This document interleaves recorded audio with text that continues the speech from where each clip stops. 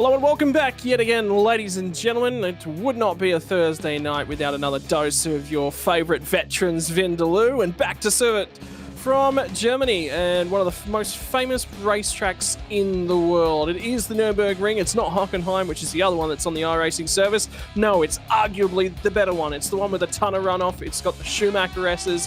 It's got the big old turn one, which is one of the widest braking zones you're likely to see. And I tell you what, we're heading into the tail end of the season now. 3 rounds left, including tonight. At the end of tonight, there will just be 2.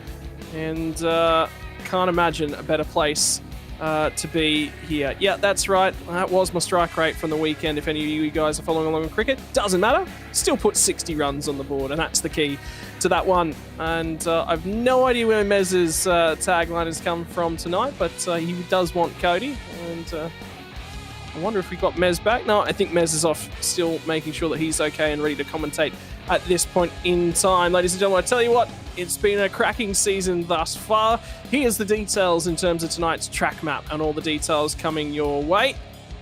In Germany, we'll journey to the northern part of Europe and right in the western section of Germany, just before you push your way across into Brussels to South Frankfurt. And here is where the most massive racetrack of them all that currently still exists resides, albeit tonight we'll be running the shorter layout. The run down at turn number 1 when we get off from a standing start is going to be phenomenal to see. 1927 this track opened, still running here today. We'll be celebrating its 100-year anniversary in 3 short years. The current layout on board since 2002, 5 kilometers your track length, 15 turns, clockwise direction. It's that run down to turn number 1. It's one of the most important sections in motorsport. It's exceptionally wide. There's a ton of places that you can run off. And from there through the Mercedes Arena, very, very tricky segment of track. Back over the crest of the hill, dips down into turn number 3, tight through turn number 4, lots of room to run wide. 5, 6 is nice and tricky. Down to Dunlop corner is incredibly tight. And in, out, in line will work, as well as all the way around the outside and hugging the corner nice and tight as well. Then it's onto the Schumacher S's, fast and flowing through turn 8, turn 9, Michelin and Warsteiner, 10 and 11. The kink on the back straight, and we are using the more open version of tonight's chicane, and then finally Coca-Cola curve to bring us back onto the main straight. Off-track and incident points are going to be a key factor in tonight's 50 lapper from the Nürburgring, and I believe we've finally got Mez here, mate. She's a world-famous racetrack. She's fast, she's flowing, but that incident point count, that is going to be something everyone's here and out to manage tonight. Yep, as always, incident points are ones that we sort of have to contest with. We love to use all the racetrack available to us, but unfortunately, yeah, the incident points designed to keep us in there. So it will be something to keep an eye on. I don't think drivers will struggle too much. It's pretty obvious where most of the off-track points are. The biggest challenge is probably going to be the Beswick chicane. That's the one that will creep up on you. You'll try and carry as much pace as you can through it. So that's where a few guys might get tripped up. But for the rest of the track, it's pretty easy to stay out of the off-tracks. Yeah, and I'm copying it in the chat, by the way, already for my cricket score. Look, to all of you watching along at home, I'm leading the runs for the bloody club, all right? So you can all leave me alone. I'm scoring runs. What are you guys doing on a Saturday afternoon? It was 38 degrees, and I ran 100. We didn't hit many boundaries on the weekend. Thick grass out here, by the way. It makes the ball not run, and I'm not the strongest of fellows. In terms of things, qualifying is currently underway here, Mez, but in the meantime, we're going to talk. Do we want to pop to our race strategy, Dan, or are we going to pop over to our points first, which we do have the race info, will be the first of the graphics that we'll be moving through tonight. And 50 lapper, 250 kilometers means that it's going to be a long night at the office, which means also we'll have more fuel on board to start the race. That'll be 80 litres your starting capacity, all the way back up to that 100% marker, full 111 litres. If you get a safety car on lap number 1, you're going to be able to add in the realm of about 30 to 35 litres. Fuel burns about 4.5, a bit over 4 litres a lap. Sorry, my apologies. Fuel to add across the distance tonight, 125 litres. Expect that to fall down to about 110, 115 litres or so with some fuel saving. 2 compulsory pit stops, critical lap, maximum that you can get in, lap 23. Some guys, if there's an option, might try it from lap number 22, but that will be risking it. But with a long stint, you can certainly get it home. In terms of the fuel strategies, this is what's on offer. we're expecting most drivers in between laps 16 and 19. Safety cars may play their part, and turn number 1 may set us up for one of those. Lap 32 is going to be one of the earliest stopping windows, of course. Don't forget, you can get in on lap number 23 and run all the way to home. 32 to 40 is the options for our second window, Mez. A nice wide one here, as normally happens when we've got these longer races. Yep, the longer races do open up the strategy a fair bit, usually in those sort of shorter races that we've been sort of seeing to date. Seems to be get in early, get the job done. So this is going to be one that they're going to have to sort of pace out and see how they go. Quite a long track as well, and a track that will obviously, being so long and there's a lot of straights and everything else as well, fuel saving probably going to be a strategy as well. There's definitely a chance for them to take advantage of that. So yeah, we'll have to wait and see how that plans out. But yeah, obviously, as you can see on screen at the moment, quite a bit to play with in terms of strategy. Yeah, so it's going to be a nice long one. In terms of points, though, now, that's one that needs a lot of debate. 3 rounds left in terms of point scoring options, and there's a lot on the table for a number of drivers. First and foremost, though, you're going to have to get your qualifying run in, and that's your first marker from tonight. For the moment, Michael Taliancic will lead the way. Ken Latta did not have a great round out at Sonoma. It was a tough one for him. Got that jump start penalty to kick things off after a reasonable qualifying. We thought we might be on for a battle. It's now swung back the other way. Matt Vanderkram moves up 1 spot as Blake Delaney drops a couple. And the reason for that, Delaney wasn't actually here last week, and he's been missing in action a fair few of the weeks right now. I think he's burned through all of his drop rounds. He'll need good results to the end of the series, but continuing the strong runner form from Matt Vanderkram. Torrey Stone straight up to 5th. Good jump from him. Scott Gamble +7 there in 7th spot as well. He's been stringing together a few wins. Nick Wood has been absent for now a couple of weeks, and he drops himself 15 spots to 20th, which would put him inside the top 5 last week, which I think not necessarily correct. But in terms of things, Michael Stewart back on form, as is Jeff Thomas, both inside the top 10 as well, Mez. Yeah. Just the drop rounds have come into effect, and yeah, they've sort of spun things around a little bit for us. But another one I want to talk about too, if Dan's got it ready, is the all famous bubble that we've been talking about. We are getting to the end of the series, and this is what we're looking at today, and there is quite a bit of action going on here as well. There's a few drivers that are in play for this one, 17th all the way down to 25th, sitting in that bubble zone at the moment. Christian Smart sitting well in at the moment. Damien Cairns dropping a few spots as well. Nick Wood, another one that lost a fair few spots out of that last one. I don't believe Nick was here last week. But a few guys coming up as well. You've got Rick Vigor up 5 spots. Damien Cross start to figure into this battle as well. And then, yeah, you've got right on the bubble there by 4 points is Brenton O'Brien, Travis Hunt, so Stephen Kennedy. So a few drivers that could definitely get themselves inside the top 8. Chris Bouchard, we can't obviously forget as well. Another driver who probably could get himself a bit further up, but got a few more rounds to go to be able to make that happen. Yeah, I'm bantering away with you see what you guys have done to me here, though, is you've ruined my credibility. Although I'm leading the runs for the club, nobody looks at that. They just look at the strike rate. So thank you very much for that. I really appreciate Jay Kennedy, and he's going to be listening along. He's going to get a shout out at some point. I've got words to have with him. All I can say is last week it was me. So I think it is your turn this week. So everyone in chat, put the boot in. Just go for it. So, announcement. It's probably worthwhile having an announcement as well, because it's been confirmed. Mez and I won't be back from next season. So you've got tonight 2 more rounds worth of the V8 veterans to put up with us, and then we'll be out. Alternatively, the other way to look at it is you've only got a few more opportunity to get the boot stuck into us. In terms of things, Christian Smart sits on the positive side of that bubble at the moment. Cairns is in and around there, and was looking good. Qualifying was good for him. Unfortunately, the race not so much. Travis Hunt, though, on the outside and looking in, and Rick Vigor as well. So there's a number of drivers there with still a lot of offering to come. But how about that for Brenton O'Brien? If you said it to him, he would be auto-qualified for next season. He would have laughed at you prior to the season. Sits 4 points on the outer. And the rules over at ERT, by the way, is if you're slower than Brenton O'Brien, you're off the team. So that's the only goal for both of his teammates here tonight, for Chad Lewis and Daniel Hall. Sorry, I was off in the distance as well. Yes. We're off to have a fantastic start tonight. I am a little bit off in the Ferris. I decided that I have to really work hard at getting fit this year because I kind of let my fitness slide, and so far it's absolutely killing me at the moment. So bit in the Ferries, but I think we've chatted enough about the bubble. I think we need to get into the grid, don't you say? Let's try and get this back on track, get this race going. Wait, a broadcast between you and me is ever on track? Well, here it is. It is on track because we're going to go through your starting lineup for tonight's race. On the pole position, and it's the man from South Africa.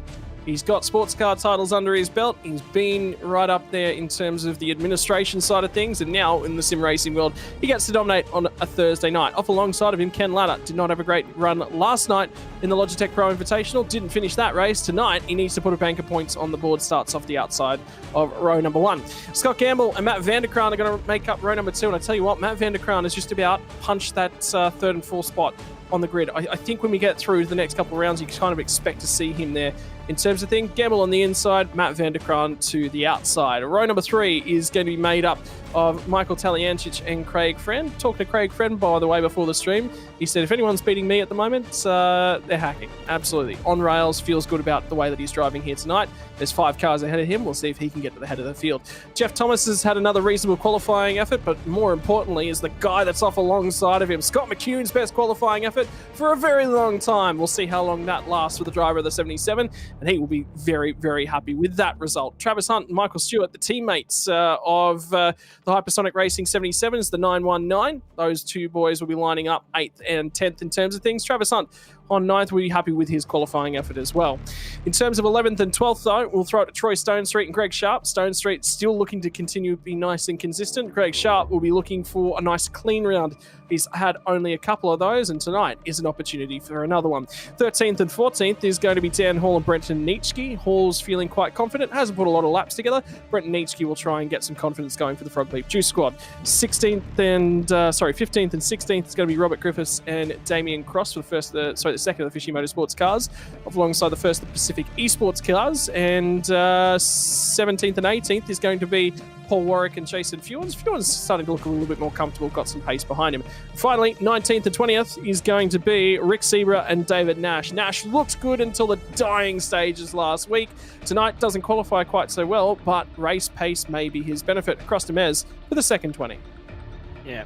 Race pace is definitely key, and one of those looking at race pace will be David Kirby out of P21, Chris Blanchard, another driver fighting for the bubble, out of P22, Stewie Hall out of P23 alongside Paul Burns coming out of P24, Christian Smart in P25 with Rick Vigor alongside in 26th. Row back will be Jay McKnight, P27, Michael Quain in P28, Damien Fisher will be coming out of P29, and rounding out the top 30 will be Robert Crisdale. Chad Lewis rolling in 31st spot with Scotty Van Loon popping in 32nd. Tim Mickle will be running out of 33 with Stephen Kennedy alongside in 34th. Chris Miller in 35th spot with Brenton O'Brien down in 36. Will we see another one of his long run strategies play dividends tonight? Chad Vigor coming out of 37th. Mario Reale out of P38. Darren Crosby coming out of P39, and it got a few drivers that did not put a lap down. Bruce Tannock, Blake Delaney, Ricky Hyde as well, not putting a lap down, and Damien Cairns, I believe, will be starting from pit lane tonight as part of exceeding the penalty points. Yeah, he had a few bang-ups last time out, so I'm just hopeful that he gets his eyes in here tonight and looks a fair bit better. By the way, calendars and sign-ups for season number 19 have started, and we might be going to Sebring, Laguna Seca, Le Mans will be an interesting one. Phillip Island, Watkins Glen, Silverstone, Red Bull Ring is always a cracker. Sonoma yet again, so Sonoma 2 seasons in a row, Suzuka, and then one more race yet to come on the calendar. So that's not all locked in, that's provisional, but if you're interested in getting back involved in terms of things, I was actually chatting to a few different guys up and down the field about jumping on the Zoom feed here tonight. The one that you see in the middle, Chad, that is Chad Lewis. He said, yeah, mate, I'm trying to get my Logitech views in, make sure that we're representing the sponsors. But then there's the usual guys at the office, Fewens, Kirby, Thomas, and Travis Hunt, so all the JWM cars. involved in terms of things. And, well, we are about halfway through in terms of our gridding sequence. Mez, who have you got your eyes on in the early stages of this one? Well, we can't ever really discount Scott Gamble, obviously being the pace setter this year, but we all know how good Darren Lobb is. Starting off on pole is going to give him a fair bit of confidence being able to achieve something tonight. So obviously not someone to think about, but Ken Latter's probably the one I'm actually going to focus on a lot for the remainder of the season. Last night did not have a really good round at all in the Pro-Invitational qualifiers, so at the moment he's in a battle with Taliencic in the championship. So I think if he's going to have a chance to qualify for Pro, he's going to have to try and get it done here. So yeah, I think for the rest of the season it'll be interesting to see how Ken can obviously try and wrap this championship and get himself back into the Pro Quals. 15 seconds before we go green for the third last round of season number 8 in the V8 Veterans. It's a two-way title fight. It's between the car, the yellow Fishy Motorsports car on the left-hand side of your screen. Look, two cars back on the right-hand side of the screen. Michael Taliencic, that's your championship battle. That's where they sit on the road. Revs start to rise. Ready for a start here in the V8 Veterans from the race from Nürburgring. It is going to be green in a few moments here. Who's going to get the jump? Tanak returns to the field. Damien Cansbo starting for the pit lane. We are green from the Nürburgring 250 and the run down to turn number 1. It looks like Lobb got a reasonable getaway, but so did Ken Latter. Gamble got a great getaway, but Michael Taliencic is already moving up a couple spots. Craig Fred looking to go around the outside. Somebody went through the middle. It was Jeff Thomas. Has gone through and grabbed a number of spots on that first couple of corners. He's really looking aggressive early, trying to make ground from that 7th spot in terms of things. Vanderkram went backwards. And they will all manage to get through turn number 1, but that is a wide turn number 1. Look at McCune getting aggressive out and around the outside. He's put the work in for this week. He's trying to make some ground here. Still manages to hang on to his spot inside the top 10. And I've got everything crossed for Scott McCune to pick up a top 10 finish tonight, Mez. Yep, the favourite Scott out there trying to get the job done. But yeah, fantastic job running through that infield section. It's a tricky start of the race. It's one of those corners where it's sort of easy to get checked up, easy to try and climb over the car in front of you. But everyone's done a real fantastic job to get going. We're heading down to the first hairpin. This is such a technical corner to get right. It's one of those corners that rewards having patience to get the car in, get it pointed, and then really drive off the corner. I think Rob Crisdale was just saying there was contact, and Chris Miller's also tumbled down the field. There's a few cars down at turn 6, turn 7, and unfortunately for Damien Cairns, he is one of those cars that's off at the moment. Paul Warwick is another one. Who's the car just ahead of him? It's Chad Lewis, who's on Zoom and joins us for the first time.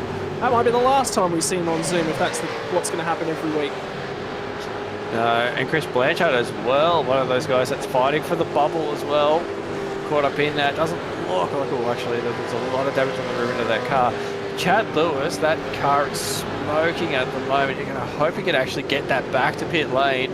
Hopefully it does not expire before he gets there. Believe they still do have the fast repair available, so they can get that on the car and get going again. But lap 1 looks done. Darren Lobb for the moment has taken the lead, but look at this. This is really interesting. Ken Latter's gone with him, and there's already a gap starting to appear between Scott Gamble and Ken Latter, and Taliencic is behind as well, who's actually all over starting to really hop on the back as well.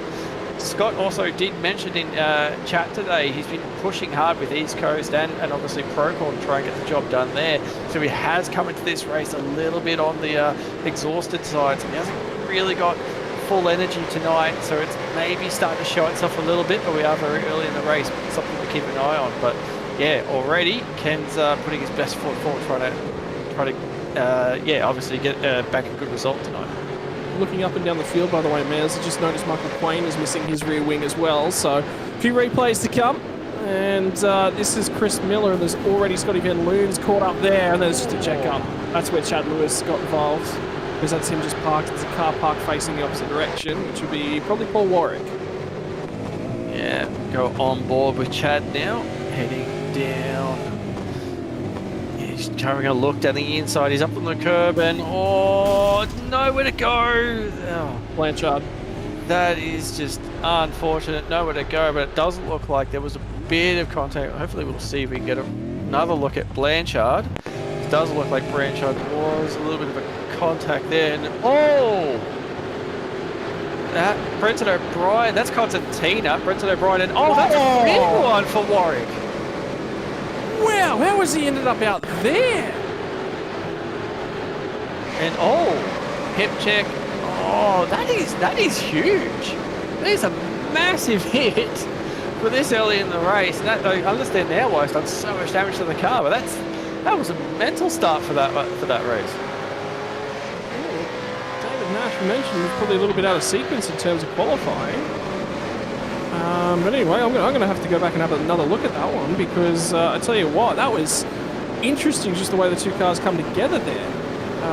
Normally they don't hit that hard coming off of the curb, but one had something to do with dropping off the curb, to be perfectly honest with you. But either way, it's in the books now. That's just lap one racing, realistically. Yeah, exactly. Well, that's the thing. It's well, everyone trying to find a bit of a gap. It's just weird because that contact was just the impact after the contact was just way more than what you'd ever expect. So, yeah, very very odd one to say the least. Well, what's happened actually is Paul Warwick's just left him not enough room to the edge of the curb, and he was significantly alongside. So there's two ways that race control will look at it. They'll say either David Nash was outside the track and was gaining position in that manner, and therefore he's not eligible to be left space. He's got to rejoin safely, which means he'll get a penalty. Or the alternate path is if there's probably no penalty given, they'll say Paul Warwick's probably not left him enough room, which at the point where Nash just sort of exited the track, there wasn't enough room and he was entitled to it. Yeah, I think that's, kind of, don't envy race control. It sounds like they're going to have a bit of work cut out trying to piece that one together. But yeah, very, very odd one. So we'll go on board at the moment, heading down into the Bez Wet chicane.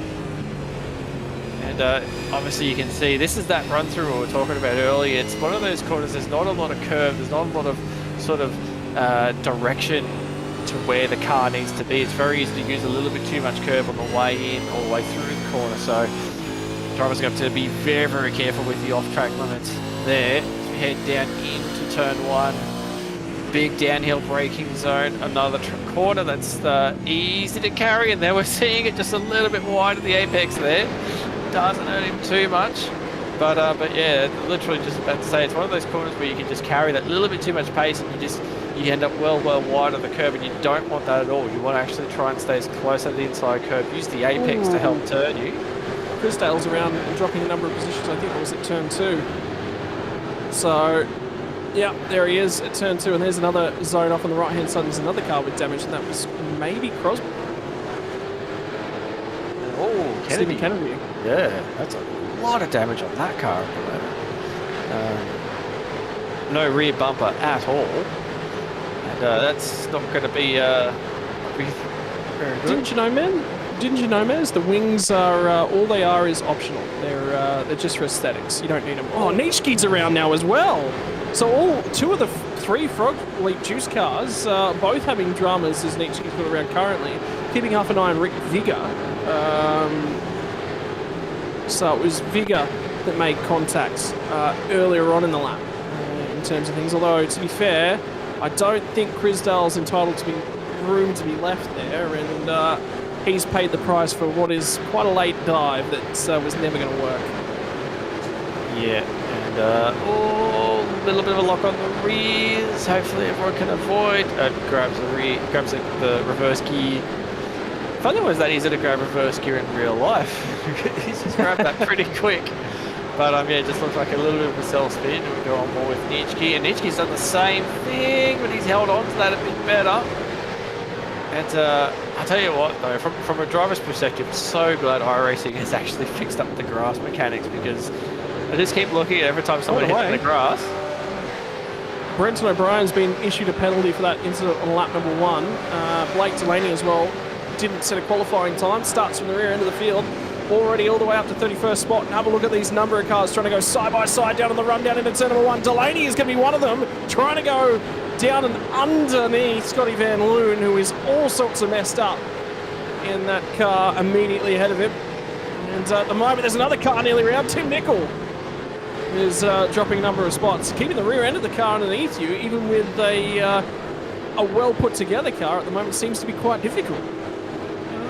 Seems like everyone's, there is a little bit of a struggling going on at the moment. Wouldn't sort of expect it, especially around here. So track conditions or maybe the setup's just not gelling with some drivers at the moment. But yeah, you can see those mistakes were really coming from either turn in or corner exit. So it's usually sort of either a braking or accelerating. So it's maybe there might just be something about the car at the moment. But flick back on screen at the moment, it looks like you can see out in front Darren Lobb doing a fantastic job. Ken Latta is dropped off the back now. He's outside of the draft range, but now Scott Gamble starting to show a little bit of pace, and Mike Talianchich at the moment dropping right off this battle pack now. He's at 5 seconds off the lead. He's about 3 seconds off Scott Gamble and Ken Latta at the moment. So and he's actually going to start to come under a bit of pressure from Matt Vanderkrant. Matt Vanderkrant's slowly starting to creep up as well. So we're obviously wanting to look at the championship battle. This is really starting to make things interesting if Talianchich is just not quite got the pace tonight. Well, it'll be interesting. I'm really interested by the way Matt Vanderkrant drives the car. Now, the guys that are around him tend to say that he drives, he sort of wears the fronts off quite a little bit, because if you have a look, he normally becomes quite a cork in the bottle. But you never see the rear end of his car wiggling around. Now, tonight we've got a rear end limited set by the look of things.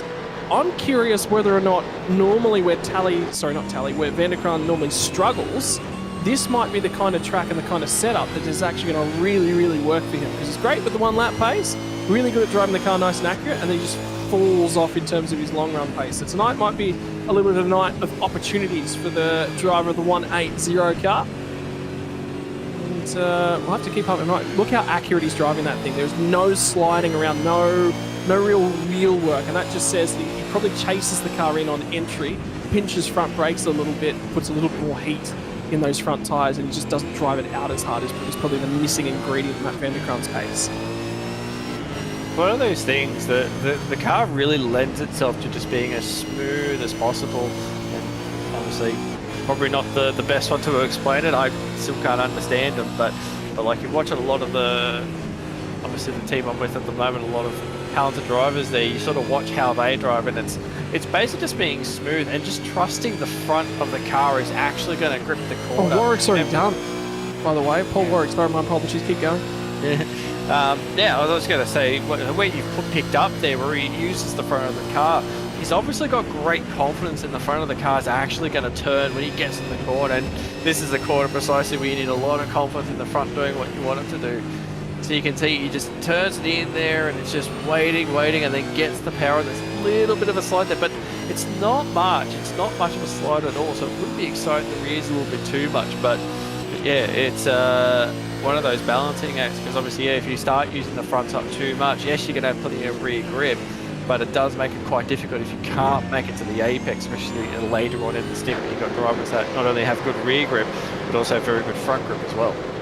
Did anyone just catch what that penalty was? They said no further action on it. It was come and chat to us after the race if you think about it.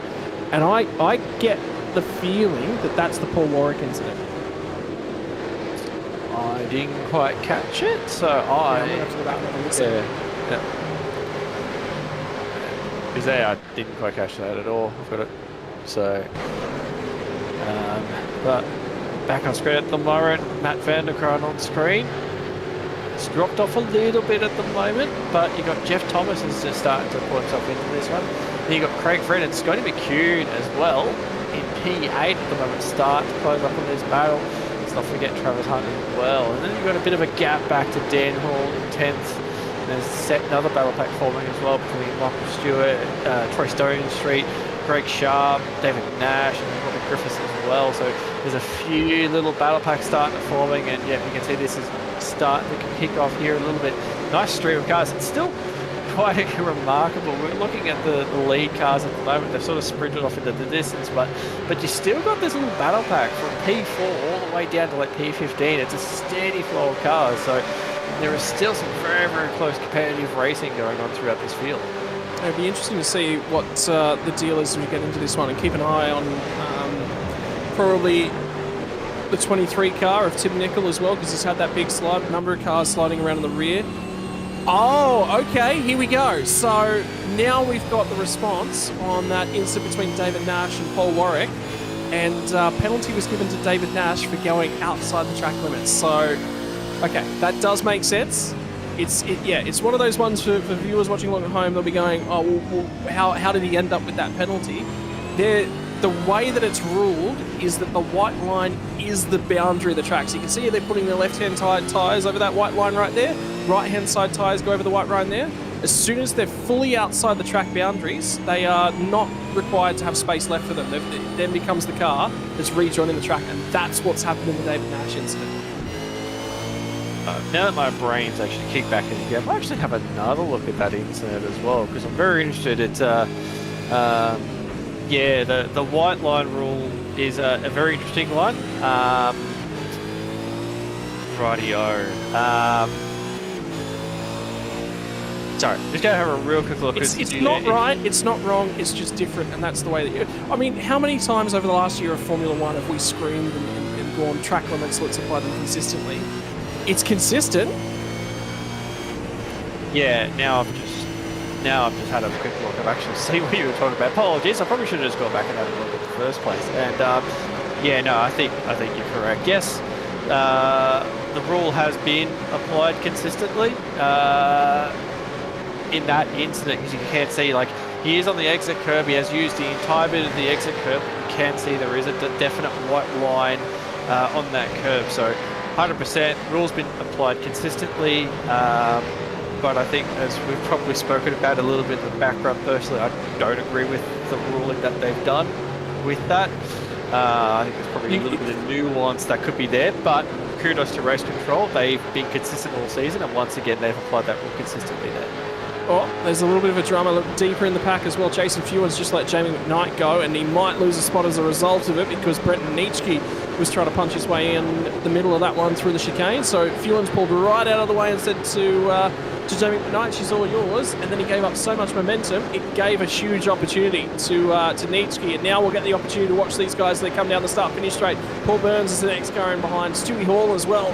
So it's going to be a four-way little stoush on the run into turn number one. Nitschke gets to the inside of Fewens, runs him wide at the exit of turn number one. Now he's going to pinch him off, try and open up turn number two for himself. Fewens is still there. Now it's going to be a long way around at turn two, becomes the outside at turn three as well. But again, surging on the brakes. Nitschke's got pace at the moment, looking to try and find a hole. Doesn't quite require the overlap. Then there's contact with Fewens, straightens him back out. Be interesting to see whether or not he does redress it from Nitschke's point of view. But for now, 2 spots lost for Jason Fewens. Yeah, I was looking at that one thinking, I don't think your nose is quite there, buddy, but we'll have to have a look on replay. Maybe it's just that the camera angle just wasn't quite showing it, but yeah, it was a good little squabble there, and it's, you know, obviously trying to get your nose there, try and unsettle the car in front of you. We'll have a look on replay at the moment. There's no overlap.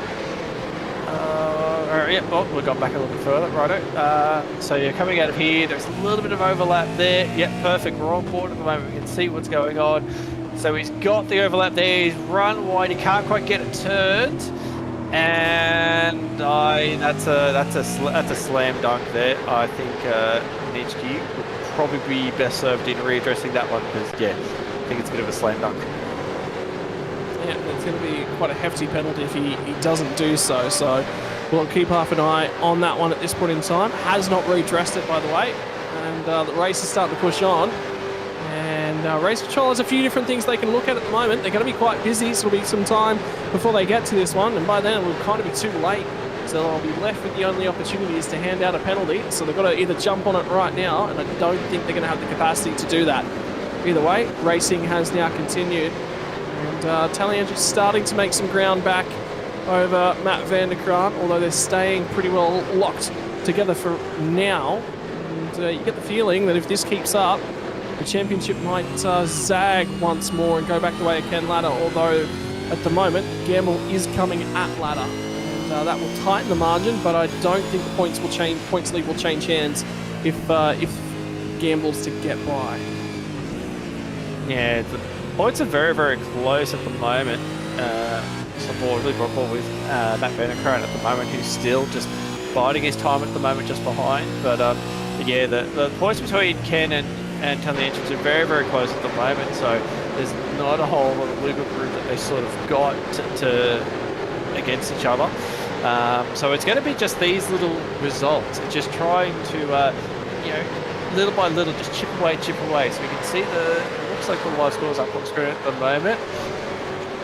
And we can see there's 2 points in it. So if they finish as they are, Ken moves that a little bit further forward, just gets a little bit closer in points, but you can obviously see there's not a whole lot in it, and that's how I feel like the rest of this championship is going to be sort of be. It's just going to be chipping away at each other for the moment. Unless something really, really sort of big happens, yeah, it's just going to be one of those little games at the moment trying to chip away at it. So at the moment, Ken is probably doing exactly what he needs to do. He's just staying in front. Even if Gamble is to get by, as long as he's ahead of Tally Engines on track position, he will still have a chance to get the championship lead back. And then, of course, we don't know what may happen to Tally Engines as well. Again, vice versa. Anything could happen at this point. This championship is just so close, and there's still plenty to play out for at the moment. Now, correct me if I'm wrong, Mans, but I'm pretty sure last season, Ken Latta won the first race of the season, didn't go on to win the championship. It was Michael Taliancic who won the championship. This season, I'm reasonably certain Tally won the first race.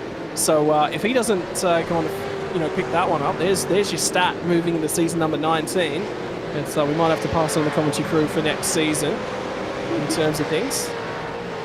Playing a bit of projection. I guess it's kind of the same thing. Does that mean, oh, Gamble's going to have a go, there's no hole there. A little bit of a nudge, he'll reset, he'll redress, he can't have another go. He will have to wait for Ken Latta to get the thing back underneath it. Right, now it's been redressed, now it's been resorted. Gamble's going to line him up, trying to get down the inside, down to Dunlop. Not an overlap opening itself up there. Remember, the next turn on the exit out here is going to be a left-hander. And Ken Latta pinches it nice and tight, covers that one off all the way to the inside. Start thinking about the guys that are back up the road because they were over 5 seconds back. Now that margin's come down. And they're going to start closing off. Yep. Well, maybe. Off tracks are going to be, it's 17, remember. Yeah, no, you're right. It's a slowdown penalty. So that allows Ken Latta a little bit of breathing room and solves that one for now. Yeah. Because I was looking as he went through the Schumacher races, because I've it so many times myself. I know if you get your tyres onto the sand as you go through that corner, that is an instant slowdown. There is no question about it. As soon as I saw him go over it, I thought, hang on, what's going to happen here? So yeah, it's given Ken Latta a little bit of breathing room, and it's going to annoy Gamble a little bit because he's had some really good pace. He's obviously knocking on the door at the moment, and it's such an easy off track to get to. You've got so much aero wash. It's a high-speed corner with heaps of aero wash as well, and it's so easy to end up out there. So he's got to be a little bit annoyed with himself that he got that one, but still has plenty of pace on board to slowly chip away with it. And yeah, Ken will just be give him an opportunity to maybe settle down, settle the car down a little bit, try and recover the tyres, and maybe press on. Let's have a little bit of a think about lap times as well, because at the moment drivers have fallen off a reasonable amount. Darren Lobbs fastest up at the race, 55.150. Ken Latta 55.543. Scott Gamble 55.270. And for Ken Latta, his most recent lap was a 57.2. Now, there was some contact involved in that one, 56.0. So basically a second fall off already for our race leader, Darren Lobb, but everyone else is sort of hovering around in a couple different directions. But pace differences, Mez, and those tyres start to come into the equation. Well, we're closing in on that first pit stop, lap number 16. About any time from there, particularly with some battle trains up and down the field, the bulk of the pack is actually glued together. Anywhere from about 9th all the way through to about 25th. There's only small gaps. So if you can pick up a couple spots, well, all of a sudden you might be able to settle yourself in a different part of the train. You might have an advantage, but the tyres are hanging on quite reasonably, you would say, for now. Yeah, so far the tyre life has been really, really good. And I guess the big thing for Darren Lobb is he's already shown through the season, especially if he can get out in front and sort of control his own race, he can make those tyres go really long into a stint. So I'm almost going to expect that Darren's going to stay out there, keeping the clean air and just keep going. Whereas for a lot of these guys, as you mentioned, that are sitting in this little battle pack at the moment, they're going to be thinking about alternate strategies. They're going to be thinking about the undercut. They're going to be thinking, like, what can I do to get myself in a better position? A few of these guys might be struggling. They just don't have the front grip at the moment, and all that aero wash is going to have a massive impact or whether they can try and set up a move, trying to come off this corner. You can see Dan Hall trying to get the power down, but it's just not quite turning. And yeah, so it's strategy is going to start to play a big game for these drivers. Blake Delaney's got a black flag, by the way. Something has happened to Blake Delaney. I wonder whether or not that might actually be incident points. Well, it's either incident points or a slowdown penalty not cleared. It's the two options that are available to him. There was damage earlier on to the front end of Blake Delaney's car. So coming through the pack, I wonder whether or not he's copped a couple of different whacks as we look through Dan Hall's car at the moment. And backwards towards Michael Stewart, who's coming at him. And don't forget that Troy Stone Street's just at the back of these guys. Yeah, this little battle pack that we were sort of mentioning a bit earlier that was just simmering away. Now it's come together. There's a bit going on with it. A few other drivers as well. Greg Shark, Rick Zebra as well that are sitting behind that pack as well. That main pack we were looking at, Matt Vanderkra, Jeff Thomas, Craig Friends, started to separate a little bit. So on board with Bruce Tanning. Bit of door, bit of door, bit of door. Oh, no! Huge whack. It looks as though there was a little bit of tyre-on-tyre contact. I think it was Steve Kennedy was the other car. And it's just spat the car sideways there.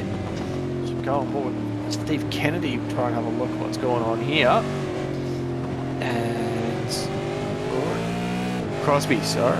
Yeah, because they're on board with Kennedy at the moment. So try and get another look at that one if we can. So you can see him off the corner, side by side. Oh, what was that? Maybe a little bit of netcode as well. Because they did seem to sort of bobble off each other, and then boom, all of a sudden, Tanek just got sent off into the tyre barrier. Oh, concrete barrier. That's Scott Van Loon on the left there. So, yep, anyway. And I've just gotten digging through the Blake Delaney archives of his last few laps. I can tell you, I was at a second guess about it. I knew he had already been in for a pit stop, and I was wondering whether or not it might have been a speeding penalty or a safe entry-exit. It was actually too many laps since his pit stop, and he came back down. So the only thing it could have possibly been was an incident point penalty, which means he's already hit 17 incident points. He's the first driver to do so, and he's already done a drive-through. So starting from the rear wasn't bad enough. He's already had to take a big old chunk of medicine. Another 17 incident points now until he gets his next one, which means that he's got a lot more wiggle room. And I was talking to Dan Hall about this fact last night. He said, I've got 17 incident points all season long. I've been working to that 17 incident point number. So he was picking up two a lap last night when I was looking at him, and that was turn 2 to turn 3. Off of the exit of turn 4 on the left-hand side, and then the chicane. So in a number of different spots, he was always hitting 2 of them a lap. Basically, was the way it was going. I've just seen Ricky Hyde have a huge slide, by the way, as well. So everyone's starting to struggle, and then this battle for P2 starts to hot up once more. Yeah, he managed to close the gap down. Encountering a little bit of a defensive line there as they came through on turn 12. So now they've run down the long back straight, through the little kink, flat out, and now we're headed to the best wing chicane. A lot of pace through here as well. Now can Scott Gamble get close enough? Loses a little bit just through there. That'll be the aero wash, they'll be slowing him there, but look how deep he is under brakes into the final corner. He's got so much turn on that thing, struggling to get the power down at the moment, so the gap's going to sort of eke out a little bit. 3 tenths, might open up to about 4 tenths as well before they get down to turn 1, so there is a lot of grip in the front end of this car at the moment. So Gamble really pushing at the moment. He wants to get up into second, and big slide as well for Ken Blatter as well off the corner. So these two are starting to really push it, because obviously Ken will want to stay in front and Scott wants to get past. Oh, there's a huge incident at the tail end of the field. Scott Van Loon's just tagged. Chris Miller, and now Tim Nicol, I think, just got involved as well. Might be Damon Fisher. I think it's Damon Fisher. Oh, it looks like a lot of broken cars. They've managed to keep going at the moment. And there's the big dive again. The same move as before. He has tried the same move again. It doesn't look like he's going to keep the nose there. He's just got his nose in front. They'll go hard on the brakes. And now it looks like he'll get the job done. No. Crossover doesn't quite get the drive to get that one back. So Scott Gamble finally pokes the nose ahead and finally starts to keep his eyes a little bit further down the road. Matt Vanderkran through the pit lane. Pit stops have started. Craig Friend was also in. He was also in that pack with Vanderkran in it as well. So now Tally, if he's going to come to the pit lane, he's probably going to come this time by, but I get the feeling that even if he matches the time through the pit lane from Matt Vanderkran, Vanderkran's going to pop his nose back out ahead. Yeah. Strategies. Hoping we can actually go back and have a look at that pass again, because it was the same kind of thing before. It was that tap on the rear that really created the opportunity for that pass to actually happen. I'd just love to see what was actually happening on the run into that corner. I'm just curious whether or not actually Scott was there, to be honest, because that was the same time he tried the same move. So fingers crossed we get a replay. There we are at the moment. Gonna go on board with Scott Gamble, hard on the brakes. Now he's obviously got really good mid-corner pace. He goes down the inside. Oh, that's a bump and run. That's a pretty clear bump and run. I'm leaning that direction. We'll leave it to, I think, race control will obviously be having a look at that one, but benefit of the doubt, I've got a feeling, I think that maybe Scott wasn't quite there. It'll be close, but without a few more angles, we won't really sort of make a corner, but yeah, close contact there. I don't think it's actually been passed with the race controllers, by the way, Mez, so I don't even know if it's actually on the bill to be reviewed. In terms of things right now. So either way, it's getting dealt with that way. Matt Vanderkran's coming to the pit lane. McCune's in this time by as well. Vanderkran's been a little bit inhibited by traffic, as Craig Friend, you can see his next car on track just in behind him, but not a huge. And for Scott McCune, no, there's a penalty to serve here. It'll be for speeding in pit lane. It'll be for an unsafe entry. One of the two, unfortunately, for Scott McCune. I've got a Mez. I don't think he can be successful in this series until I step away from the commentary booth. Look, I wasn't going to say it, but I think you might be right. Maybe we can go back a little bit further and see what's going on. That looks unsafe. I reckon it's an unsafe entry. You are allowed. You can cross a fair bit, unless it's changed recently. You can cross a fair bit of it before it'll actually give you an unsafe entry. I don't know. I think that's fine. Because I'm pretty sure I've carded like that before in the past. We'll have a quick look. Oh, was he too fast in? Yeah, overspeed, 70 k's at the cone. So it wasn't the pit entry, it was just way too quick at the line. That's what's done in there. Yeah, for those of you watching along at home that may not be aware, it's an average speed in terms of the iRacing pit lane. So you do actually have a little bit of time to get underneath the speed and bring your average, even it back out. You generally undershoot it because you don't want to be hard up against that limit if you think you've done it early. But yeah, he didn't slow down. He punched the limiter straight away and stayed at the limiter. So yep, average speed will definitely be above the 60 Ks, unfortunately for McCune, which is put paid to what was looking like it was going to be a great night at the office. But now things start to change. Strategies up front are pretty much the same. There's a lot of drivers running long here, all the way down to Dave Kirby at the very least in 10th spot at the moment. But there's a number of drivers that have already come in, having a look a bit deeper. Stuart Hall, Chad Vigor, Jeff Thomas have all not come to the pit lane as well. David Nash has been through the lane, but that's to serve a drive-through penalty. So he still has to come back down, and Brenton O'Brien is another one of the drivers that served his drive-through penalty. 3 drivers in the lane as we currently speak: Jason Fewens, Rick Vigor, and Stephen Kennedy. The first of the drivers to pit looks like it actually might be Jamie Knight, who's in a really, really good spot. I've actually been looking at brand new timing screen, so if anyone wants to jump on that and have a good look, the link's in the chat. Actually, get on and have a look. But yeah, just trying to pick up where we are, and we've got a replay coming up at the moment. This is Jeff. Oh, in, out. Oh, that's Tupper or something. That's actually, I think that's a PC lockup. Because where it's flicked in and out, and then he's found himself off the road. I reckon that might be a PC lockup, and that's probably definitely bent the steering as well. So that car's not in a good spot. But Chad Lewis as well on screen. looks like a very slow exit to pit lane.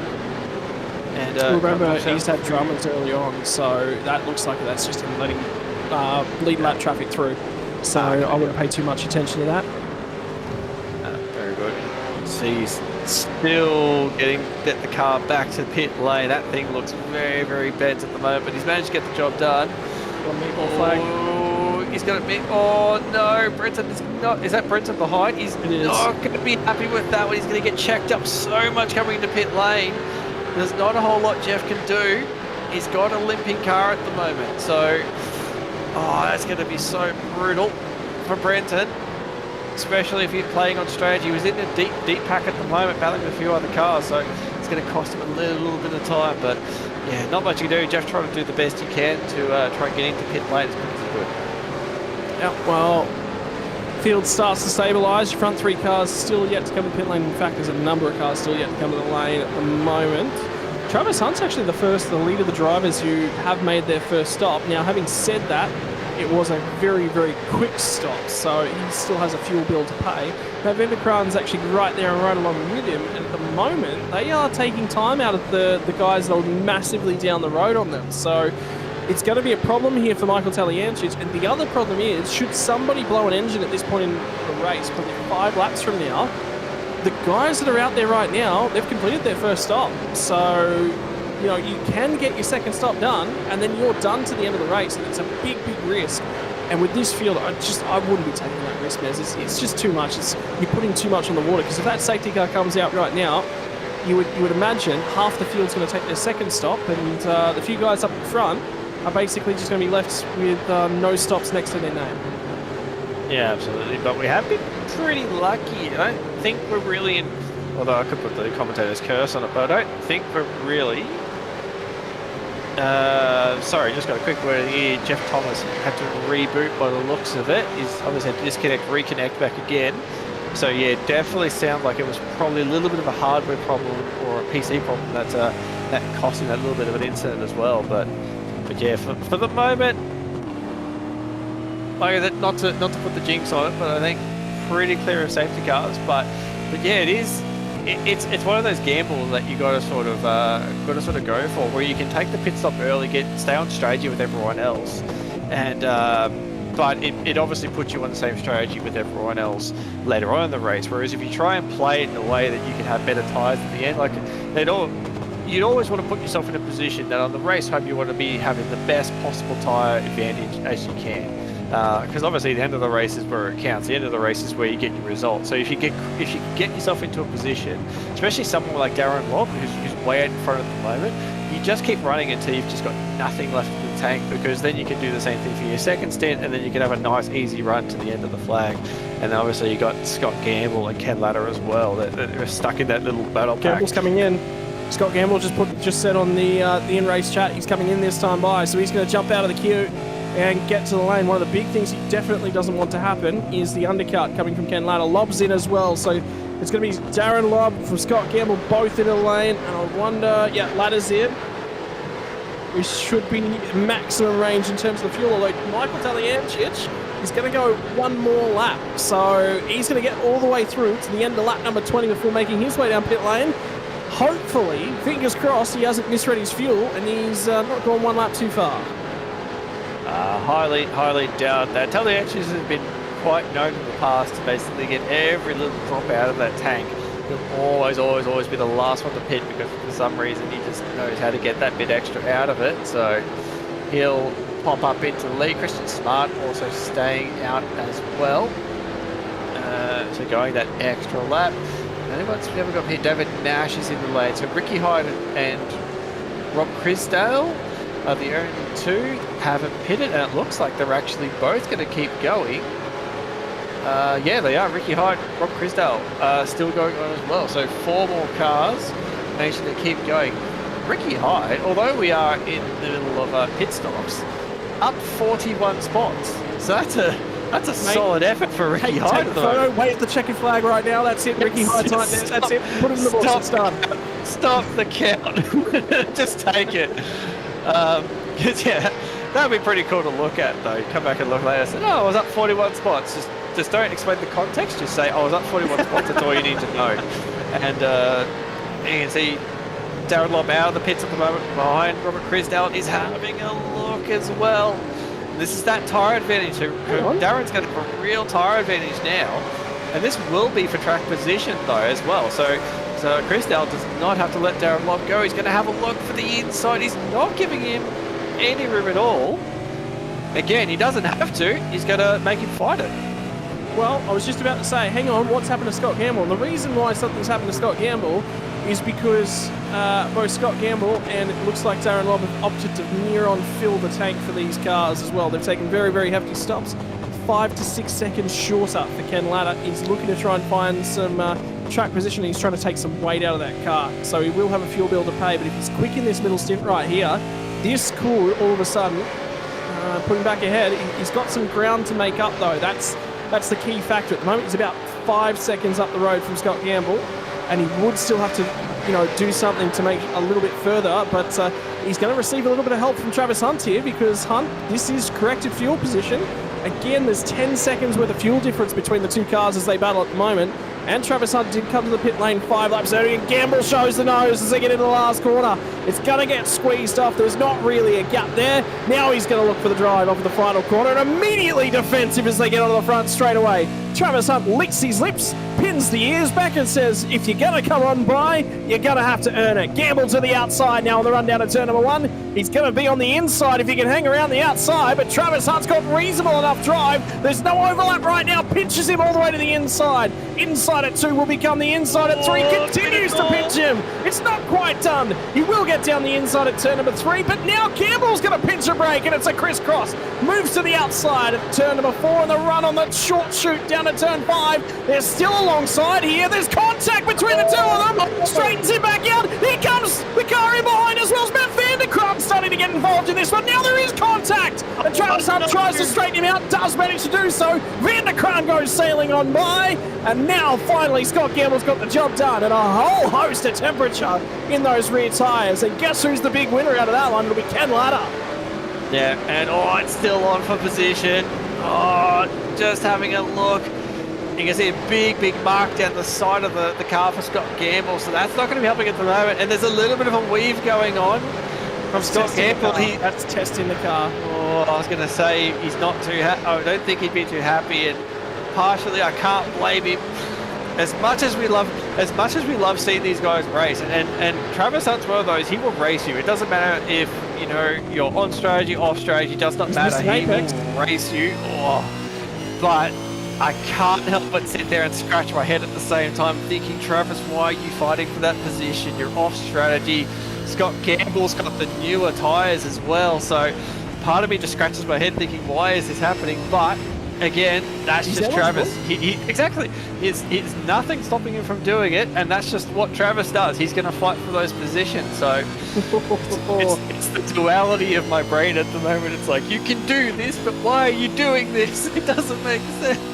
There are some days I'm very, very glad that we only have a digital pit lane, that nobody can walk up to each other, point a finger in somebody else's face. And there are days where I'm sitting here licking my lips and going, boy, I'd love to be in the room and a fly on the wall when these two guys have it out after the race. Now with Gamble, you'll be respectful. Travis Hunt's the same. There'll be a little bit of back and forth going, man, come on, that wasn't really on. But I don't think blows would come between those two guys. They're too nice to each other. But there would be definitely, you would say to Scott Gamble, I would expect him to say something, but it would be, come on, mate, you didn't have to do that. There was probably a little bit of squabbling. It went a little bit too far, and I think he's quite right there. Well, good thing is, Travis does stream on YouTube. Are you tuning in at the moment? Are you furiously tapping away straight over? I'm subscribed, so I'll definitely go back and having a watch later on, especially for that moment to see what was said. But Travis TV. Oh man, I had the name in 2 seconds. Travis TV, I think it is. So I think a few of us will actually be jumping back as quick as we can to have a look at that one and see what was said, because yeah, definitely a little spirited battle. But back on screen at the moment, we're looking Mike Taliancic, P8 at the moment, so obviously taking that longer stop. He's got a lot more fuel on board, so again, playing that longer strategy as well. He's going to try and get to the end of this stint as close as he possibly can. and put new tyres on and try and have a charge right at the end. But at the moment, this is really starting to work out very well for Darren Lobb and Ken later. Well, Darren Lobb, this is working out perfect for. He's still got the lead at the moment. He's still got clear air, and he's got, along with Scott Gamble, he's got one of the shortest stops he needs to do to get the job done. So this is working out beautifully for him at the moment. The other person is for Ken Ladder. Obviously, that little squabble there between Gamble and Matt Vanderkran.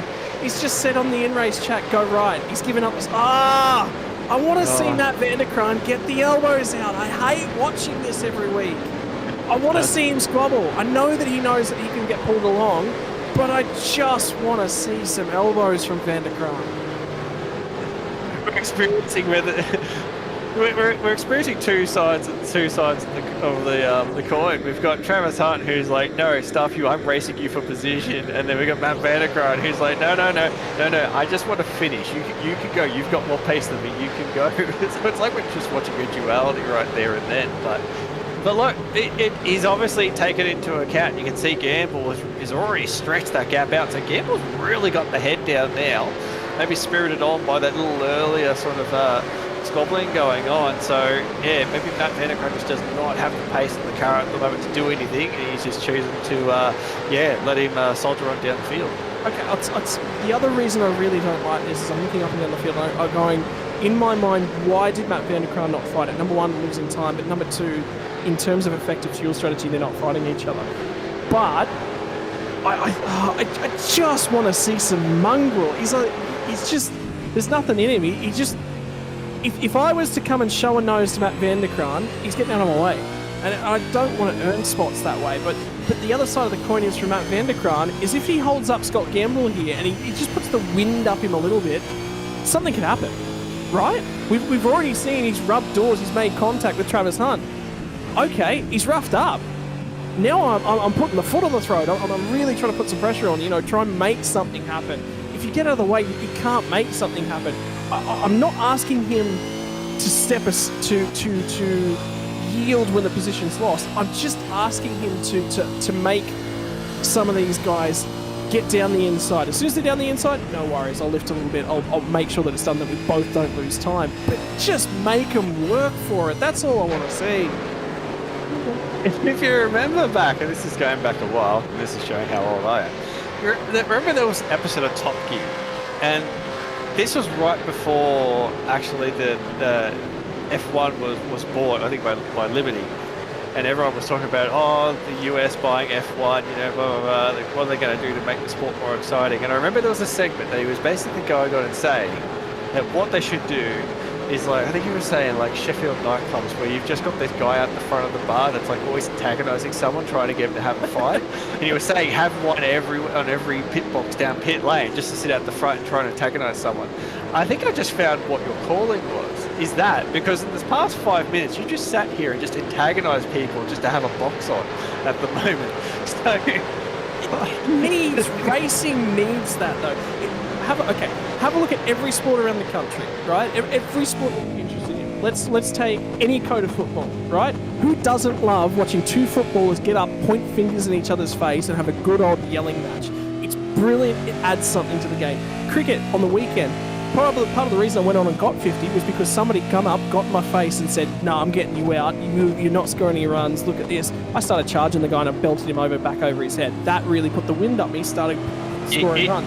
It's the same thing in motor racing. You've got to have some biff, you've got to have some arguments, you've got to have some squabbles, because if everyone just went, your lap time's faster than mine, I'll get out of your way, we wouldn't be racing. We'd be doing time trials. I was going to say, he called you the night watchman, didn't he? That's what got him worked up. What got you worked up on the weekend, wasn't it? No, he just said you hadn't hit one out of the middle yet today, so we went 2 steps down the wicket, back over his head. How's that for out of the middle? I was going to say, I'm glad you can do it, because every time I try and charge someone, it never, ever works out for me. So, but then again, I have an issue struggling with trying to hit the ball in the first place. That's why I'm a bowler. But, it's, yeah. Hitting things with bats is hard. I don't know if anyone's ever mentioned that. I feel like we're just completely going sideways. We're not actually commentating on what we're talking about. This is a second podcast, isn't it? It's a podcast based around the race. We get to talk a little bit more cricket here. Oh, Gamble's off! Gamble's just gone off! at turn 4, and he managed to arrest it. So remember what I was saying though? He went off as they got down to turn 5. The kink turn 6 it is actually on the track map. Just before you turn into the sharper turn 7, he missed his braking marker, and that the moment he made contact with Travis Hunt, he did a few of those. So, but this is what I mean. Imagine if Vanderkam was still in front of him. All of a sudden, he should put a second. Provided Vanderkam could stay in front, and just a little bit too deep. There's not much in that. The grass ain't going to do too much to it. He's had a long week, and he's not thinking. He's not focused, and this isn't the regular Scott Gamble. And if Vanderkam just roughed him up a little bit more, he'd be done. Look, all power to Scott Gamble. He's had a long week. He's driven very, very well this week, and I have a lot of respect for him. But at the same time, psychological advantage, Matt Vanderkam, he just gave it away. I'm going to side with Vanderkam on this one. I think in this situation, he's probably playing the best strategy because at this point, Vanderkam could be driving to a number. That's the thing. We don't know. Vanderkam could be driving to a number. And him getting in a battle with Scott Gamble, who's obviously got the head down now, he's not hanging around. He's trying to get a job done at the moment. So why put yourself in a position? Yeah, okay, I understand what you're saying. Defend the position, or at least not defend it too hard. At least make him work for it. But it maybe is just not in Vanderkam's purview at the moment to really defend that spot. It's, look, I know where my pace is, I know where my fuel number is, I'm just going to drive to that. And, you know, if he's trying to race Travis Scott, because you've got Travis Scott that's not far behind as well, and I'm pretty sure, if I quickly have Travis Hunt. Look. Travis Hunt, sorry. No, I say Travis Scott. No, that's a completely different person. Dyslexia strikes again. And Travis Hunt actually was at a shorter fuel stop as well. So he could be racing Travis Hunt at this point. So, like I said, he's thinking more long term at the moment, and like I said, I guess what you're saying. I get what you're saying. We want to see battling at the moment, and that's what makes vets so good. It's just they're not afraid to get the elbows out and get into each other. But yeah, sometimes there's a much bigger and around Greg Sharp goes. Was there help there? There's a little bit of the question that's being asked, and there was some help. I don't think he was entitled to overlap there and to be left racing, but it wasn't left regardless. The other thing, Mez, is strikes again, and to throw you under the bus for the first time tonight, unlike you in the bowling call, the wicket's gone. Yep. Yeah, no, there's I've got one wicket this season. So, and the last game I bowled a better average than half the team. So, I'm not saying I'm good, but I'm not terrible. It actually speaks for my iRacing career. I'm not terrible, but I'm definitely not good. So, God, this is just turned into a therapy session, right? Okay, I've just thrown myself under the bus. Anyway, I'll put that back in for Monday night, mate. Sim Racing's therapy session. Anyway, cracking on with it. Greg Sharp continues this battle with Nietzsche. More data coming in the way from the Frog Leap Juice Racing outfit. Comes from the way of Harry Dodds. Quentin's got nothing to lose tonight. He's refreshed after a couple of races off. Looking for a good night. Rick Sebra, same happy vibes, but nervous. Still feeling a little bit positive. And Crisdale says he'll try and play safe while making his way through the field. I got to say, for those guys, they've found their way to make cars go sideways quite a lot this season. And Britton Nietzsche right on cue. That was a lovely segue. Thank you, Britton Nietzsche, for lining that up. I was about to say they've been sideways quite a lot this season for the Frog Leap Juice Racing entries. And there was another one. That looks about how I drive the supercar, to be honest. Just all sideways. There's definitely no traction. But yeah, he's done very well to hold on to that one. Flick back up the street at the moment. Craig Friend at the moment has got Michael Taylor engine behind him. So this gap's been closing up a little bit, but at the moment, Taliancic pace-wise, there's just a real quick look at the moment. So a 56.2, 56.6. So there's a bit of a time difference as well. So he's starting to slowly close up. But then we actually have a bit further look down, 56.2 for Darren Lobb and a 56.2 as well for Ken Latta. So Ken Latta's only about 3 seconds off Lobb, and he's actually doing a really good job to hold with him. Gamble's managed to get himself back up to third, but he is the pace has sort of dropped off and he's 12 seconds down at the moment. So That battle for second is starting to go Ken Ladder's way, but at the moment, the battle that we're seeing on screen for 7th and 8th looks as though it's starting to go Mike Taliancic's way. He's got a really good run off the corner. The draft is going to help him a lot here. He's trying to tuck right up behind. Is he going to have a look? His nose is starting to come out a little bit, but is he going to have a bit of a look? Not quite. He rolls out there, does not have a look. But you can see the pace at the moment. He's coming off the corner real nicely. The car's nice and settled on the curve, trying to get it to turn. He's just driving that corner. It's just coming off the corner so much better than Craig Friend at the moment. And there's a little bit of Morse code on the rear bumper there, just letting him know he's there. As they come out of the arena section, Friend has actually got a decent run off that turn. Now they'll head down towards turn 11. Hard on the big city's wide. He's going to allow Taliancic to have a little bit of a look, but this is where he's going to have to try to set him up. Coming off this corner here, he's gotten off the corner all right. It's still not close enough. So at the moment, this is a big move from Taliancic. He's rolling out of that one as well. So at the moment, Craig Friend's doing just enough to hold him off. But yeah, Taliancic's not really having a big look at the moment to try and get past Craig Friend. And all he's doing on right as well. By the way, I jumped in because I'm heading to Sydney next week, so I actually won't be on commentary with you next week. I'll leave you to throw yourself under the bus with whoever your replacement is for next week. Jim Caparonis owns the Punch Bowl Chubby Buns store, and they said if I might chat a few of those guys up, the Chubby Buns liveries, they said if you're in the area next week, we're going to pop down to the Punch Bowl store and try out some Chubby Buns, so I'm interested. I've got something to do with my time in Sydney next week. I was going to say, you've been talking that up for a fair while now. I feel it's in the cards. I feel like if it doesn't happen, we're going to be a bit disappointed, to be quite honest. So, it looks like Bruce Tannick was actually in pit lane just then. It looked like he's out of the car too. It looks like that car is done tonight, so that'll be potentially another retirement. But on screen, we've got Stone Street getting chased down by Michael Stewart. Tally down the inside at turn 1 gets the job done, so he has now credited Craig Friend, and that move is done. Troy Stone Street defending from Michael Stewart at the moment, and around goes the rear of the car! Sympathy spin nearly from Michael Stewart, saw it coming, did everything he could do to try and avoid, and he actually gets out of that not too bad. And ladies and gentlemen, that is what keeping your eyes down the racetrack looks like in action. Oh, he's done so well to get away with that one. I can't see any real marks on the front of the car. Maybe the front left is a little bit of a mark, but excuse me. Yeah, he's managed to get away with that one as well, and it was all a self-spin. Stone Street's just locked the rears, and oh man, both of them have really got away with that. Stone Street obviously lost a little bit of time. The rears are not going to be happy with it, but both of them kind of got away with that one. Well, if you have a look at Michael Stewart, I mean, the damage from his part could have been significantly worse. And like I said, kept his eyes down the racetrack, reacted as soon as he saw anything, covered the brake pedal, recognised he needed to stay on the brake pedal. Could have been a lot more damage to the front end of that car, and it could have been a retirement, but he continues on. In the meantime, I'll tell you what, another guy who's having a great night, I'll get it in now whilst he's looking good, because every time I've talked about him this season, it's not looked so good, and it's the man in the Logitech entry, sitting in 6th place overall.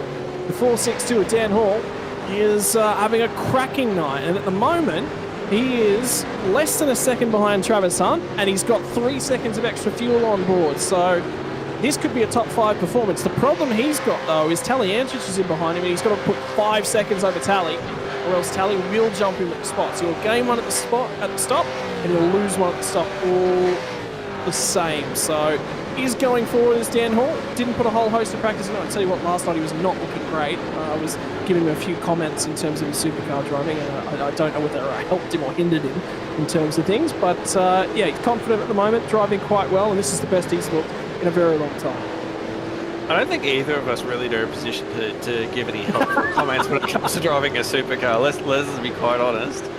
But yeah, he's doing really, really good at the moment.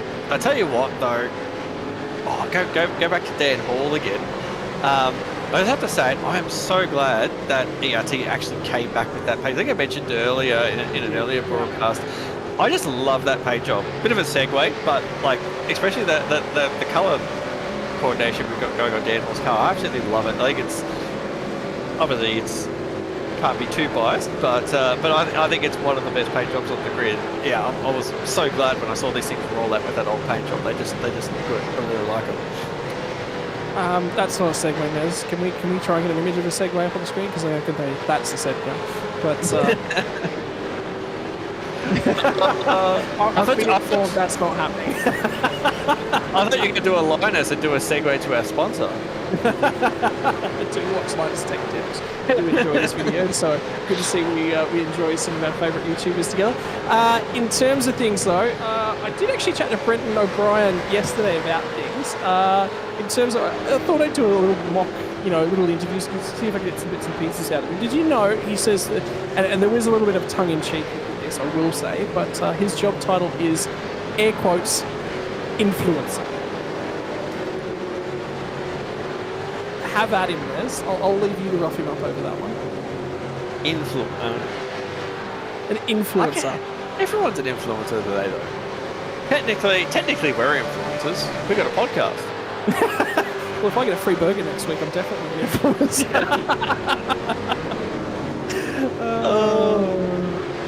Oh man. Pit lane starting to fire up again. Looks like it's Crisdale. And big big lock of the rears into pit lane. I think he'll be taking those tyres off, so I don't think he's a bit too worried about smoking them up a little bit, but this will be Brenton's second stop at the moment.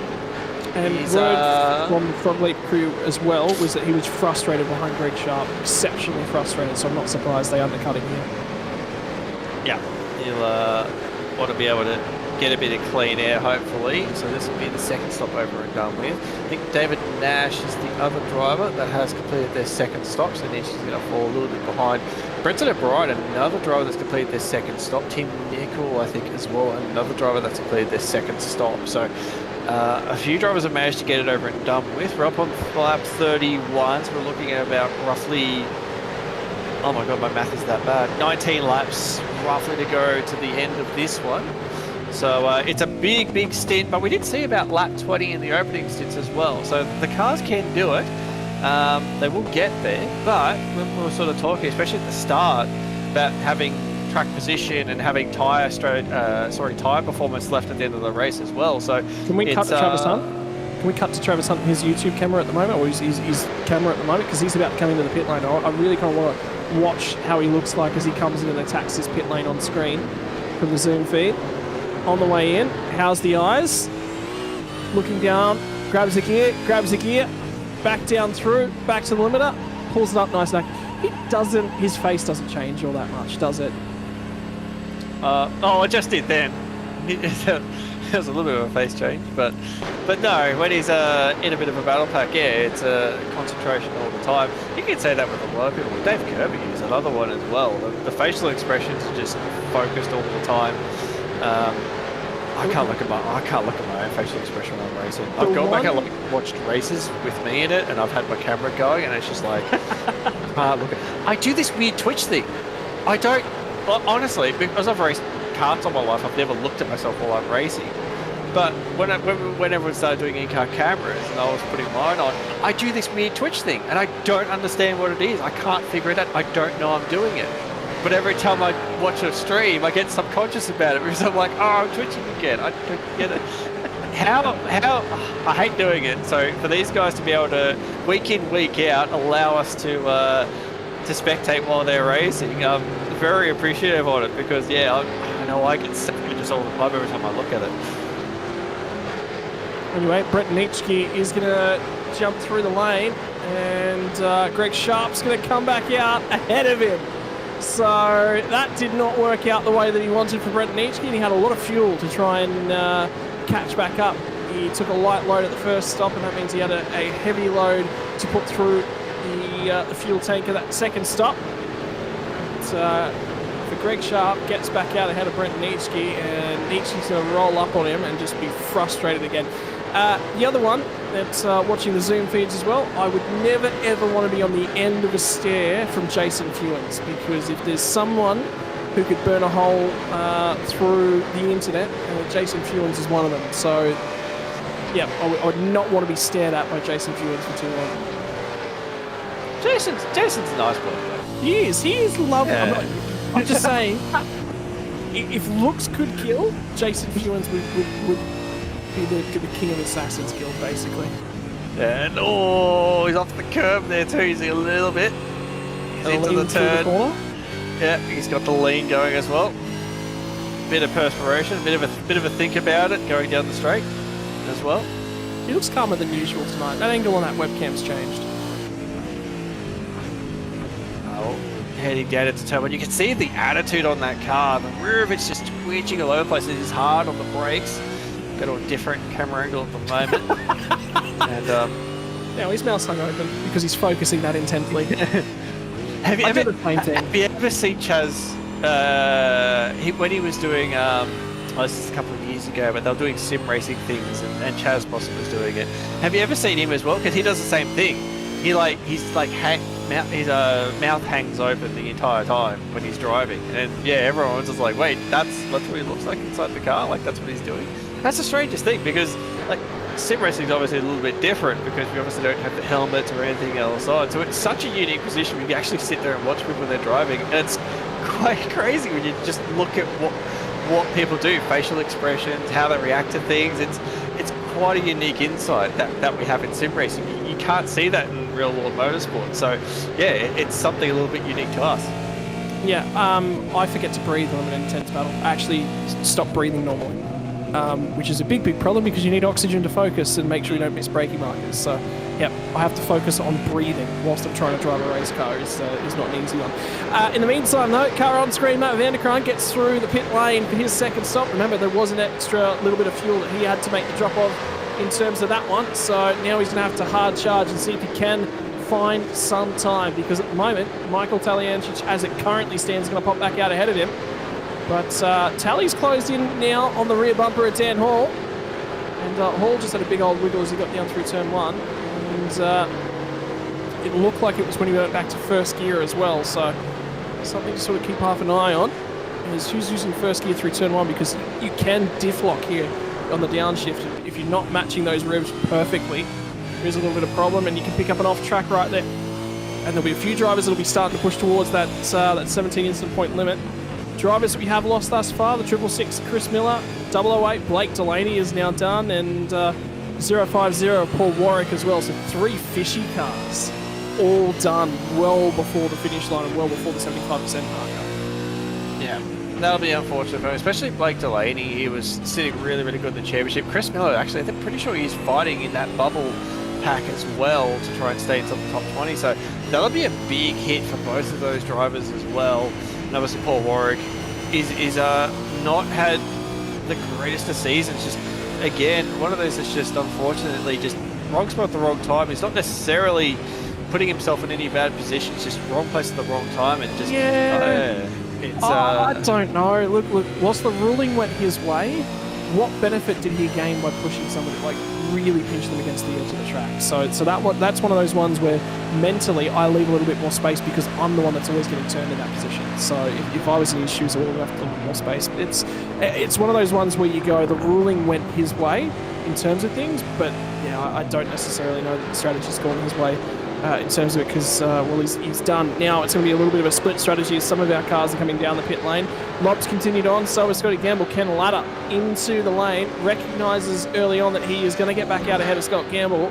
He's going to look to open this margin up as much as he possibly can. We are now lap 35, which means it will be a 16-lap run to the end of the race from here. And it is a shorter run to the flag as we currently stand than what they've done thus far. So the hard work's in the book. Now it's the short run to the flag. Consolidation is what this next segment of the race will be all about. Yeah, Jeremy McKnight making the way into pit lane as well.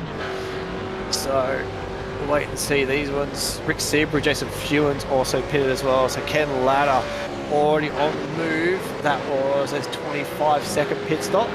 So we're going to imagine that we're going to see a bit of a shorter stop from Lob and Gamble. I'd say it'd be the sub 20 seconds we'll see from those ones as well. So there's a bit of time that they're going to gain back in that situation. But the moment they're still going. Scott Gamble 17 seconds down on Darren Bob. Darren has just done a fantastic job tonight. He's got out in front and he's just driven his own race. Just hasn't let anything bother him at the moment. Still got about 16 to go and one more pit stop to do as well. But yeah, he just looks very very calm and collected at the moment in front of the lead of this race.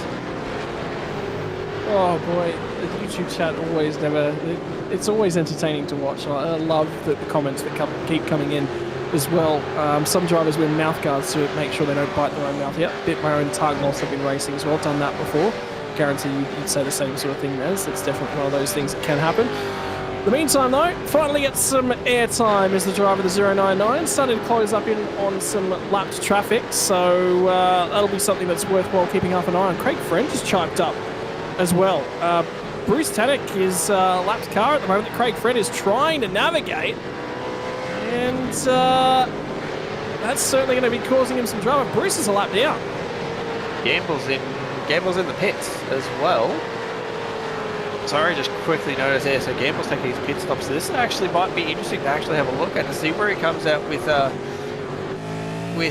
Ken Ladder. Let's take a real quick look on stream at the moment. You can see Ken Ladder into the final corner at the moment. So now we're going to wait and see where is Scott Gamble going to feature. Still up on the jacks at the moment. I think Ladder's going to comfortably get by, and now he's rolling. So that's a big chunk of time. That is quite decent of actually amount of time that's been lost. By the time he gets up to speed, Ken Ladder's going to have a decent gap. So that little bit of box on there that we saw earlier between him and Travis Hunt, that's had a big effect on this race at the moment. Yeah, we knew it had, because it was about 5 or 6 seconds between the two of them. In terms of the fuel drop, and it was about that marker in terms of things when they came out of the pits, and it blew out 10 seconds. So he's chalked some of that margin back out again. At the moment, Ken Ladder came in a couple laps ago, so the run of the flag from here, we know that Gamble's going to be quick on the older tyres, but this is the shorter run of the night. So we'll come at him, but it will be late. I don't know whether or not there's going to be enough time left over. Now we'll keep an eye on another different battle. It's Fewens versus McKnight. This one should be exciting. Two of the guys that have been around for a fair while. The driver currently leads the way out of this battle pack, the most successful that V8 Veterans has ever seen.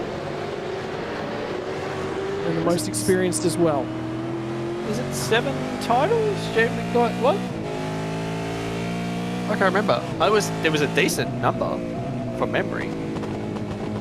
Well, he's the only driver out over 150 races, I'll tell you that much. Oh no, seven's ringing my brain. But yeah, no, like absolutely, as you said, the most successful V8 Vets driver at the moment, and still very competitive. Like even, you know, at this point, still a very competitive racer as well. Probably not on the sim as much as what he has been in the past, but still turns up and still does a very good job as well. And Jason Fewens at the moment relishing the opportunity to actually have a crack as well. The pace. At the moment, Jason seems to have a little bit of advantage at the moment. As we go on board, the super serious face that Scott is afraid of apparently is coming out of turn 12, heading down the back straight. He'll try and use a draft to get as close as possible at the moment, try and use as much as he possibly can. If you've got a few incident points left, you might be able to try and capitalise and use a little bit more curb as you run through, try and get advantage again. Second time he's done that, he's just outside curb, the car just gets a little bit unsettled, and he hasn't really been able to drive it off that final corner either, so you get gaps opened up a little bit more. Jamie was just that little bit more settled through that section, and yeah, Jason just lost a little bit of time out of that one. Down into turn 1, trying to close up on the brakes. Big dive there, and oh, Jamie a little bit wide as well, so that's opened up the door for Jason. Gonna try and switch back, try and get to the inside. Looks like he might actually get there too. Not quite. He's having a look. Gonna shut. Oh my word! I was expecting Knight to start turning down into that one. Pinch of the brakes from Fewens would have mean they both would have probably gone around at that point in time. But now Fewens has got drive as they drive beneath the grandstands. He'll be on the outside when they get down here to turn number 6. It'll become the inside if he can hang around the outside. There's not a lot of grip there. Didn't quite get it pulled up. And he is coming, but there's another battle that's going on way down the road as well. Dan Hall's caught up to the rear bumper of Travis Hunt. And Travis Hunt, I wonder whether or not Dan Hall's put too much fuel on board this car because he's back out behind Travis Hunt. I thought he should have popped out ahead. So Travis Hunt might have some fuel to save, or Dan Hall's overfueled, which is the reason that this one's ended up the way it has. Although 3 laps earlier did Travis Hunt pit, so there was a little bit of an undercut that's gone his way. At the moment, starting to fall off a fraction from Travis Hunt. And here comes Hall. And you can see the difference in line again as they get to the last corner here, Maz. Yeah. Sometimes that narrower line can sometimes help you. Just sort of helps you straighten up the car a little bit more, get a bit of a straighter exit. He's got the draft as they head down the road. Travis had a little bit of a sort of move to try and signal a bit of a block, but there it goes. Dan Hall down the inside. He's got there.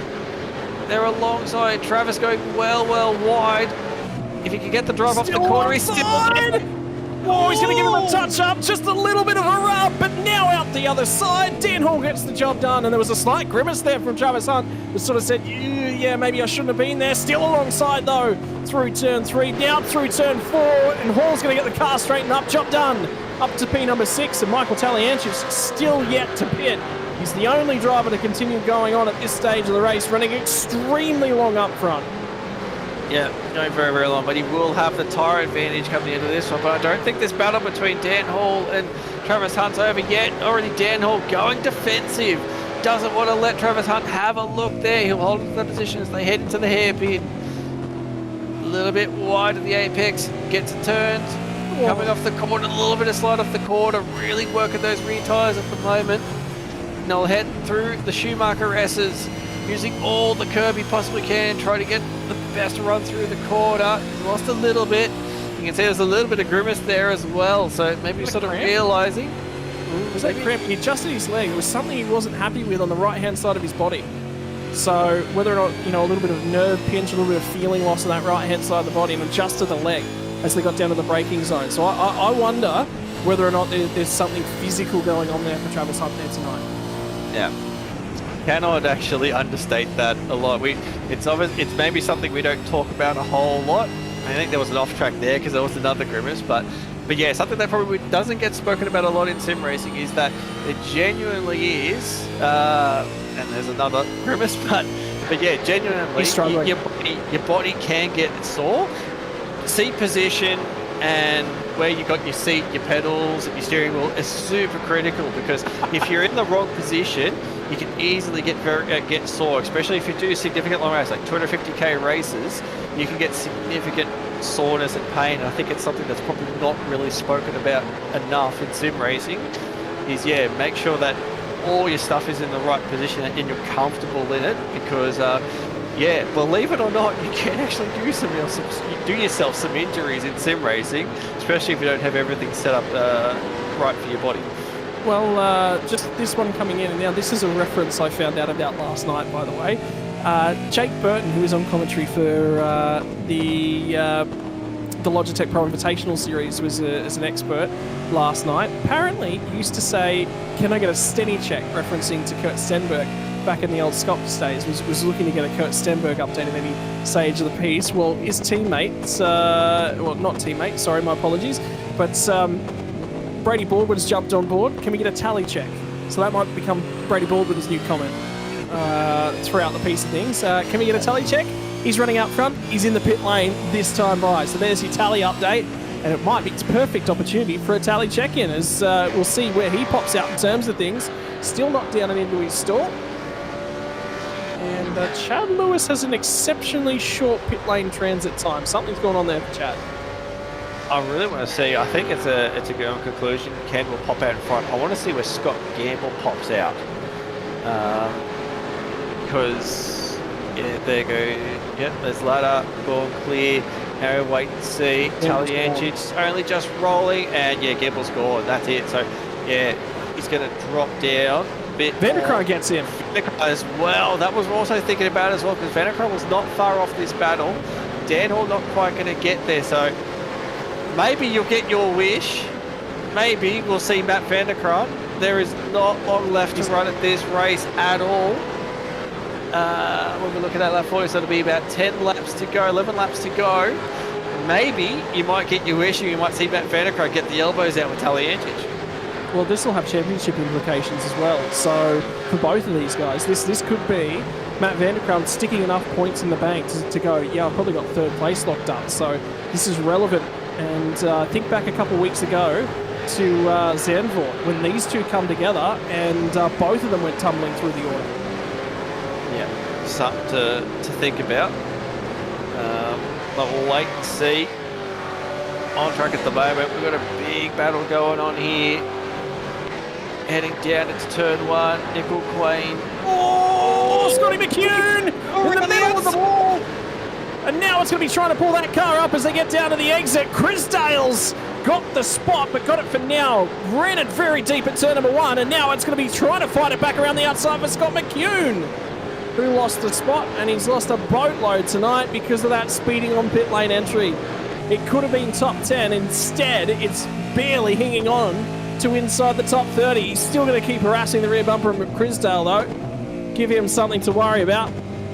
But in the meantime, first, second, and third are just about locked in at this point in time. It'll take something major to happen to ruffle up any one of those spots, but it's the rest of the spots. It's the minor placings we're sort of worried about.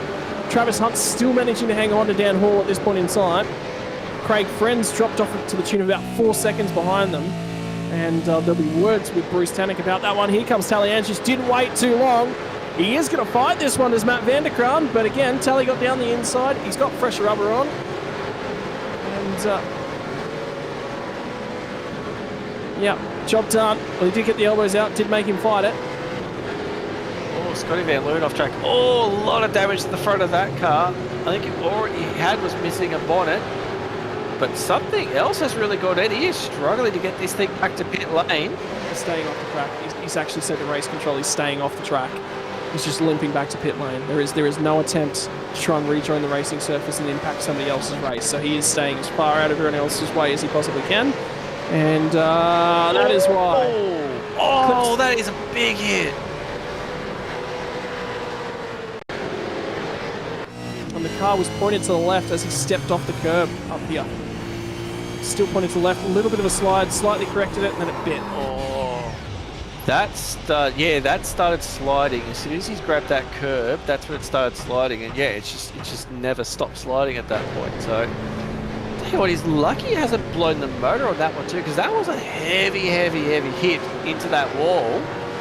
Would have hit that wall at something over 200k. So very surprised it hasn't blown the motor on it. So looks like he'll manage to get it back to pit lane. We won't see a safety car. Yeah, there's not a lot of power left in that thing at the moment. He's in full-on limp home mode. And he said to race control as such, he was trying his best to stay out of the way. So he's done the right thing. He's trying to not cause a safety car. And that's probably about the best way that you can possibly do. He's used his relative. He's done everything he possibly can. But now, have a look at this. Travis Hunt's starting to come back at Dan Hall. And Hall's going to get really good drive off that last corner. And you get the feeling he kind of needed to get good drive off that last corner because Travis Hunt's starting to crawl all over him. And Michael Taliantic steps up to P4. He might do a championship points look in at some point as well, just to give you guys watching along at home a little bit of an understanding of what that battle looks like as it currently stands. Because I don't see any spots inside that top 5 changing from here on out. So what you're saying is you want a tally check? Yeah, I'd love like a tally check. a standing tally check, not a tally engine, just standing. Yeah, right. That was horrible. I'll move on from that one. Brady Baldwin, yes. can I get a reference for tally check? That'd be great. that way we can say we've officially done it the correct way. Go the correct way. But yeah, this little battle, we sort of looked like Travis was not going to let this one go. And it's definitely seeming like that's the way. You can see standings on screen at the moment. Not a lot of points in it. 3 points. Oh, this championship battle is just going right down to the line. Matt Vanderkruijt scoring a big chunk of points as well. Gamble coming up a few spots. Darren Lobb pulls himself back inside the top 10. She's got Dan Hall coming up a fair few spots. Michael Stewart also coming up a fair few spots. But that is also big for Matt Vanderkruijt at the moment. If he finishes where he is, that is a lot of points. That's really going to help him shore up that third place in the championship. So maybe that long game was just get the points done, get the points banked away, because that's what his focus is going to be, and making sure he can close out third in this championship at the moment. But have a look at who's chasing him now. Not Stone Street. Have a look at the next driver on that points list, Scott Gamble. So if he'd have got the elbows out with Gamble and rattled his cage a little bit more, he wouldn't have had to worry about Gamble coming at him in the final few rounds. We'll have to see what the points structure's like, but I don't know if at the moment there's only like oh, sorry, that is the point structure there. Oh, that's funny. But yeah, if you look at where the points sort of are, so at the moment Gamble's 174, Matt Vanderkrant, there's 4 points difference at the moment. So yeah, you could sort of say that it's probably not. It's not if Vanderkrant's only losing 2 or 3 spots to Scott Gamble at the moment, he's not really in any sort of danger of having it taken from him. We've only got, I believe, only 2 more rounds to go after tonight. So at this point, he can sacrifice 4 points, because at the moment, Scotty Gamble's not really close enough to really challenge him at the moment. It's like I said, it's think of that long game. It's just banking these points. At the moment, he just wants to bank the points away and try and get the job done. I genuinely, this late in the championship, I genuinely don't think Scott Gamble's going to be that big of a threat for him. Yeah, but he could be. He could be, but I think it would take something. I think it would take something to go wrong for Matt Vanderkrant at the moment, with 2 more rounds to go. I think if he just keeps playing it smart as he's done, pick his battles, try and make the best out of the result, then that's the thing. He's done a really good job tonight. He's run his own race, and that's the thing. He's popped out in P5. He's putting good points away, and he's not far off the leaders as well. Like that's the thing. He's not far away from Taliangic. He's not far away from Gamble. So I think, yeah, he's run his own race, and he's delivering the points. So I know you're trying to bite him. You're trying to get him to get the elbows out, but I really can't fault what Matt Vanderkrant's doing. What we can do is we can go and find some crash pads for his elbows, and that might help. That might give him a little bit more confidence to get the elbows out. Who knows? We'll get him some wrestling elbow pads. You know.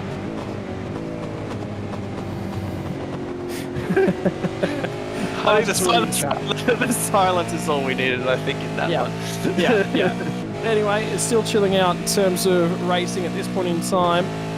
Travis Hunt's still chasing down Dan Hall's one of the other battles, as is the one on screen, but slowly going wayside. And think about David Nash. 1 week ago, at this stage of the race, he was looking really, really pretty. And Darren Lobb said last week, there's a podium coming. It'll happen at some point. We don't know when it will be, but there is a podium coming for Nash. And then his race sort of just imploded. Jeff Thomas returns to the racetrack, and more drummers strike for the 43. Looks like lap traffic. Going Yeah, on there. bit more going on.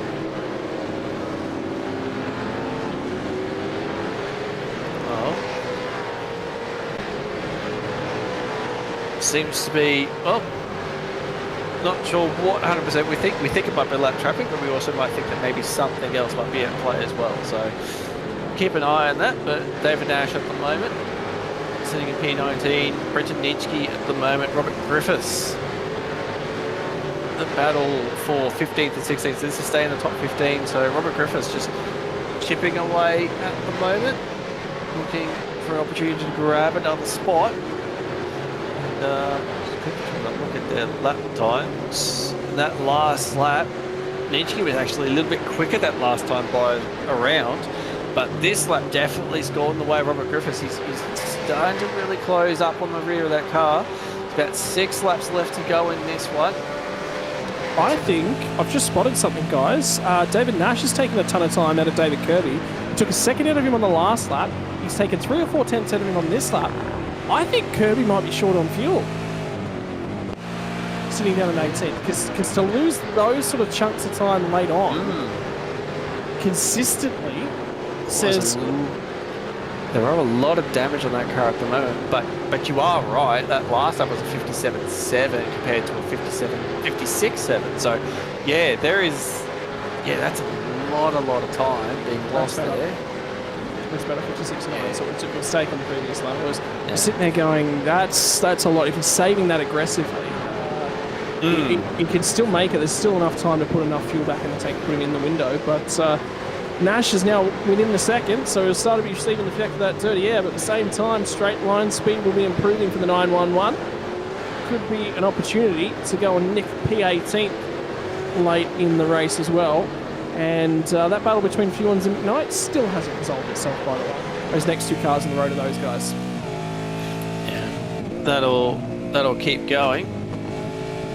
We're looking in car at the moment, just seeing if there's any bit of a giveaway. He's very narrow when he got down there to turn 7, so I think he's having issues with pulling that car up, so that damage might be impacting him. Yeah, potentially. I think the damage is probably more having an impact than anything else at the moment. You do tend to run a little bit of a narrow line, although that's a fair bit narrow into there. Is the steering wheel straight when he comes off the corner? Fatigue? This is the hardest section of the calendar. Is it 10 o'clock? Yes, it's 20 past 10. So they should have exploded about 20 minutes ago. So that memory can now be finally thrown away. Or to segue perfectly and use a pun, shall we say it can be put to bed? I would like to go to bed. Yes, if that's what you're going at. But, no, I'm saying it's up to 10. We said it was due to fatigue, due to getting late in the night. Well, we can put it to bed. Okay, there was a lot of work to set that pun up, and it's clearly fallen down. So moving on. So both of us have fouled at puns tonight, so I think we can put that to bed for the rest of the season. Both of us can't do puns. I think getting back to the points that you discussed with Scott Gamble, and the thing that he was talking about, and I think we actually talked about it a lot last night on the broadcast as well, over at Logitech, was that if you're trying to compete at the moment, you're doing East Coast on Tuesdays, you're doing Logitech qualifying series on Wednesdays, you're here on Thursday nights if you fit the age requirements. That's a lot of driving, and David Kirby's involved in all three of those, so he could be at risk of pushing himself too far. We've seen Scott Gamble's come a little bit unstuck tonight. Kirby's normally Mr. Consistent. He's been off pace, he's been off sequence, he's not looked great this season, and he's fatigued as well. Yeah, he's ailing late on in this piece. Considering, playing a little bit of a devil's advocate in this one, but considering the qual series is only 4 weeks, so a lot of these drivers are really going to be pushing themselves hard for about 4 weeks. And the thing we're not talking about too is like the amount of practice and everything else we'll do, because there'll be heaps and heaps of practice that'll be going on. And it looks like Ricky Hyde tried to go around the outside. If you can try and make that work, he's having another look as well. Not quite. Is he going to get off the corner? Demi Cairns in front at the moment. He's going real defensive, trying to get the job done. Now he's going to flick to the outside. He's going to try and go around the outside. He's going to try and switch back on him. Crosby is behind as well. Also having a little bit of a look. Yeah, well, David Kirby's just lost a spot at the moment, so we're keeping our eyes on this battle because David Nash has got through him.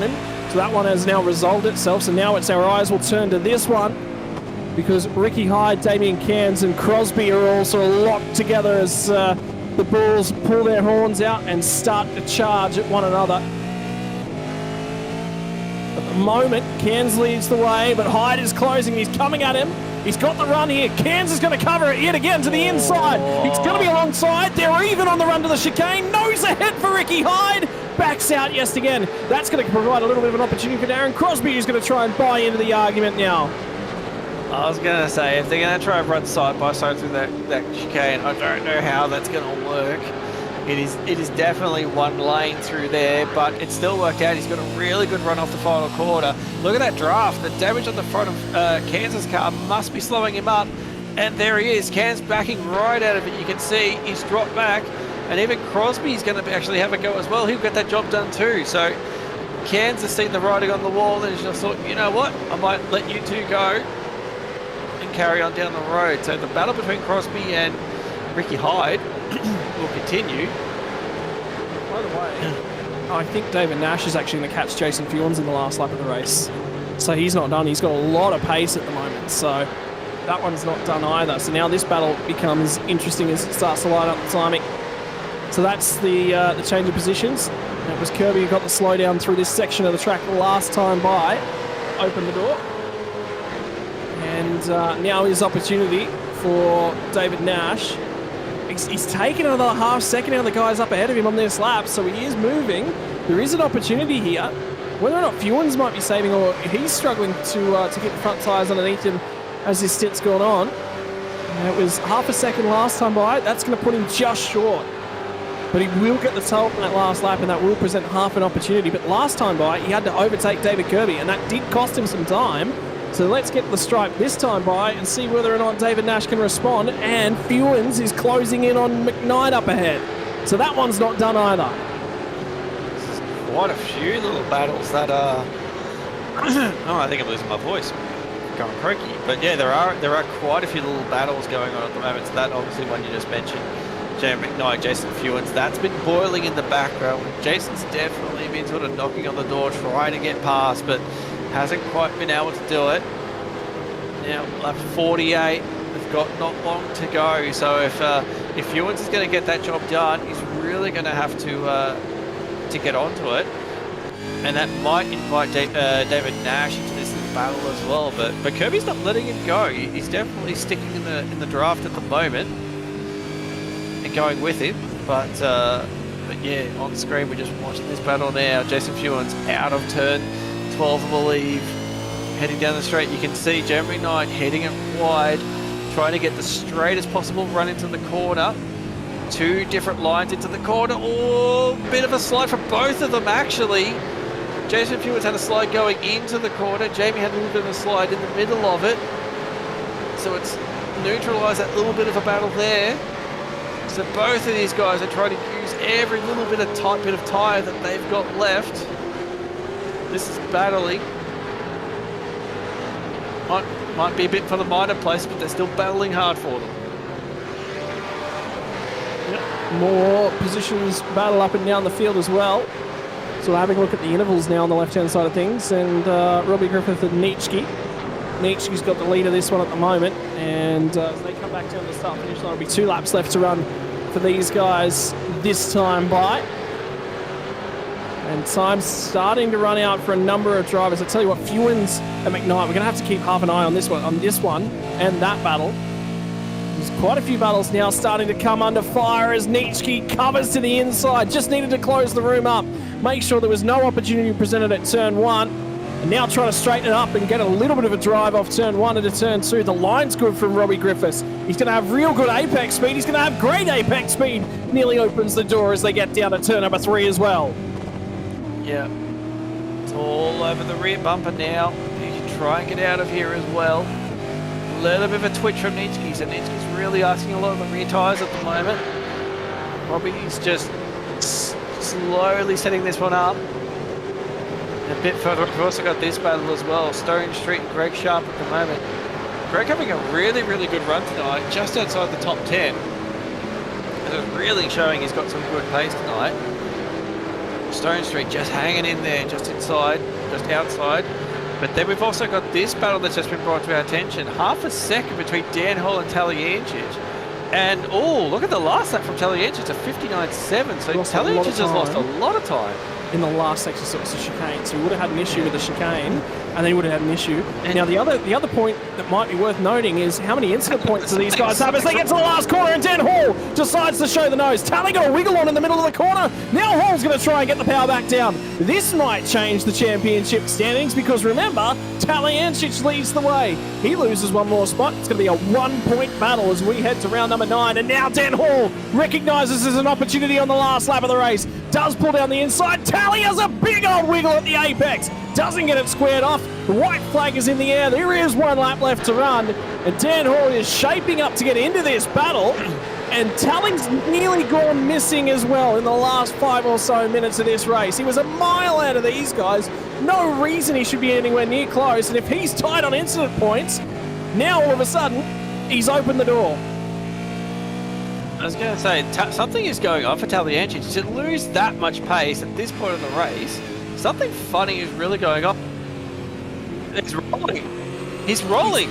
Right out of the gas now, so this is going to present an opportunity. I wonder whether or not Dan Hall starts to say, hey, he's fuel saving, he's in a big hole here. We've seen Tally take the fuel to its limits a number of times in the past. Motegi, where he ran out of fuel on the run to the line and lost a boatload of spots off the last corner. Could this one be another one? And now Matt Vanderkraan's on the radio as well up ahead. So there's incident for Matt Vanderkraan. And I think it was lap traffic related, so he's getting through it. He's been given a wide berth, but now back to the battle that was on screen a few moments ago. Out of the last corner right now will be Darren Lobb. He'll come to the finish line and he will celebrate it in style, but I'm not all that worried about looking at this one at this point in time because now Tally is getting really roughed up. Dan Hall's right underneath that rear wing. He's going to get a huge slipstream. Tally has to cover, but has he got enough fuel to get out of this last corner? He could be short. He may not have any drive at the final corner. He's still saving. And look at how much Dan Hall surges up underneath the brakes. A top 5 spot is in the offering. Travis Hunt's involved in this one as well. If I'm Dan Hall, I'm getting to the inside. He cops a whack, and that'll decide it. That'll give Tally the breathing room that he needed. And now that's one's going to decide itself from the run to the line. Tally will get home with a cough, a splutter, and a die as he gets to the line. And that race had a sting in its tail. That is wild. It just came out of nowhere. The fact that Tally engines, just running low on fuel. That could have had big championship implications if that had gone a bit sideways. But no, he's managed to get to the line. This little battle between Stone Street and Greg Sharp. Stone Street's going to hold on to it as they come out of the last corner. Why? Why did Tally run that fine on fuel?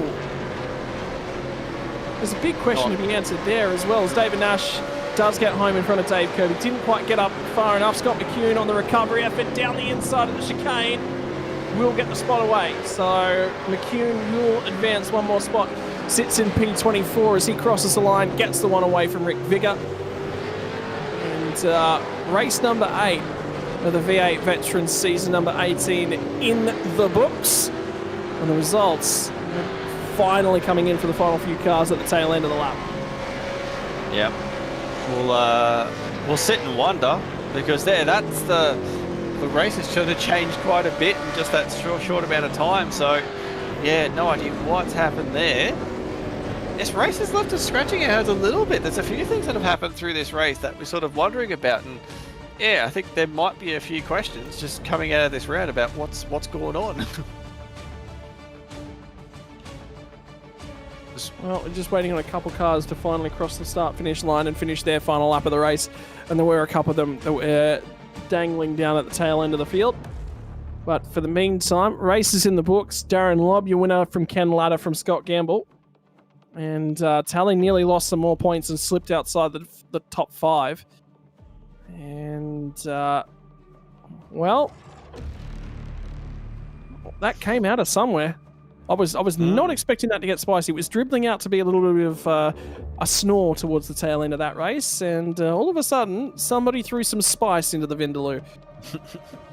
Finally, the results are going to come through, and it's by 15 seconds at the top of the pile. Darren Lobb in the 099 entry will get the job done. Basically didn't talk about him all night long.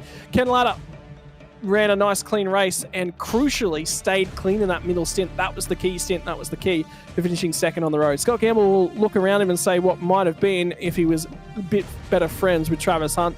Comes home in P number 3. And for Matt Vanderkraan, he sneaks away a P4 and he will be grinning from ear to ear because that's all he needed to do. The problem being, he was only 5 seconds off a podium. And if he'd gotten those elbows out, who knows what might have happened. Michael Taliancic will come home in P number 5 from Dan Hall. That was a spicy last lap battle between him and Travis Hunt as well. Michael Stewart home in P8, had a great race and he'll be happy with that one as well. Chris Martin, Craig Friend round out your top 10. I tell you what, Craig Friend got bottled by Bruce Danek at one point during that race as lap traffic. So there will be some more words to be explained between those two guys. Rick Seaver is going to get home in P number 11 from Troy Stone Street. Greg Sharp and Brenton Nietzsche, your top 14. Robbie Griffiths will sneak home in 15th spot over a minute back from the race win. Jamie Knight, Jason Fewens fought it out all the way to the line. David Nash from Dave Kirby and Stewie Hall round out your top 20, Mez. And we'll go to P21 with Chad Vigor, Paul Burns in P22, Damien Cross coming home in 23rd, Scott McCune After that early pit lane penalty, comes home in 24th spot. Rick Vigor home in 25th. Ricky Hyde from the back of the grid comes home in 26th spot. 27th will be Darren Crosby.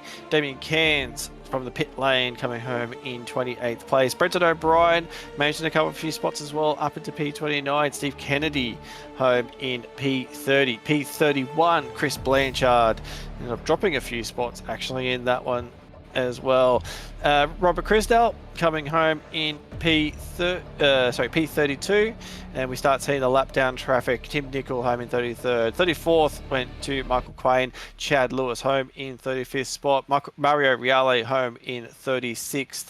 37th was Damien Fisher. Jeff Thomas home two laps down. And we start to see some of the DNFs. Bruce Tannock, Scotty Van Loon, Chris Miller, Blake Delaney out early, and Paul Warwick as well out in the opening stages with that opening lap contact. Yeah, and that's how they finished as they crossed the start-finish line.